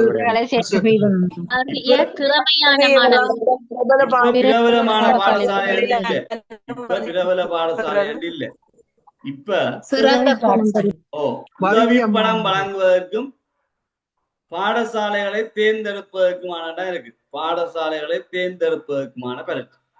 உதவி பணமும் வறிய மாணவர் என்றது அவங்களுக்கு தெரியும், குறைந்த வருமானம் உடைய ஆட்களுக்காகவும், மற்றது உதவி பணம் வழங்குறதுன்னு சொல்லி பிள்ளைநேய பாடசாலைக்கு அனுசரணை வழங்கும் அமைப்பு பிள்ளைநேய பாடசாலைக்கு அனுசரணை வழங்குற அமைப்பு எது? UNICEF UNICEF UNICEF. உங்களுக்கு தெரியும் இலங்கையில ஆரம்ப கல்வி அபிவிருத்திக்காக பல்வேறு வேலை திட்டங்களை முன்னெடுக்கிறது யுனிசெஃப். பிள்ளைநேய பாடசாலை தான் மகிழ்ச்சிகரமான பாடசாலை அல்லது எமது பாடசாலை, தண்டனையற்ற பாடசாலை, இந்த கன்செப்ட்ல இதுக்குள்ளாலாம் பெறுகிறது. ஓகே, இப்ப 850 சொல்லுங்க. கிரேட் 5 ஸ்காலர்ஷிப்க்கு எவ்வளவு சார் கொடுக்குறாங்க மாசம்? 1500. இப்ப அதிகரிக்கப்பட்டு ஒரு மாதத்துக்கு 1500 ரூபாய் இந்த பிள்ளைனிய யுனிசெஃப் சொன்னாங்க. சரி, இப்ப நேரம் 8:50 மணிக்கு வாங்க. 10 நிமிஷம் பிரேக். அப்படியோ இருங்கோ, கட் பண்ண தேவையில்லை. ஒரு 10 நிமிஷம் பிரேக் தரேன். திருப்பி 9 மணிக்கு தொடங்குவோம். இப்போ 8:50 9 மணிக்கு தொடங்குவோம். இன்றைக்கு இந்த வினாத்தாலையும் முடிச்சு சில மேலதிகமான விடயங்களையும் கலந்துரையாடக்கூடிய இருக்கும்.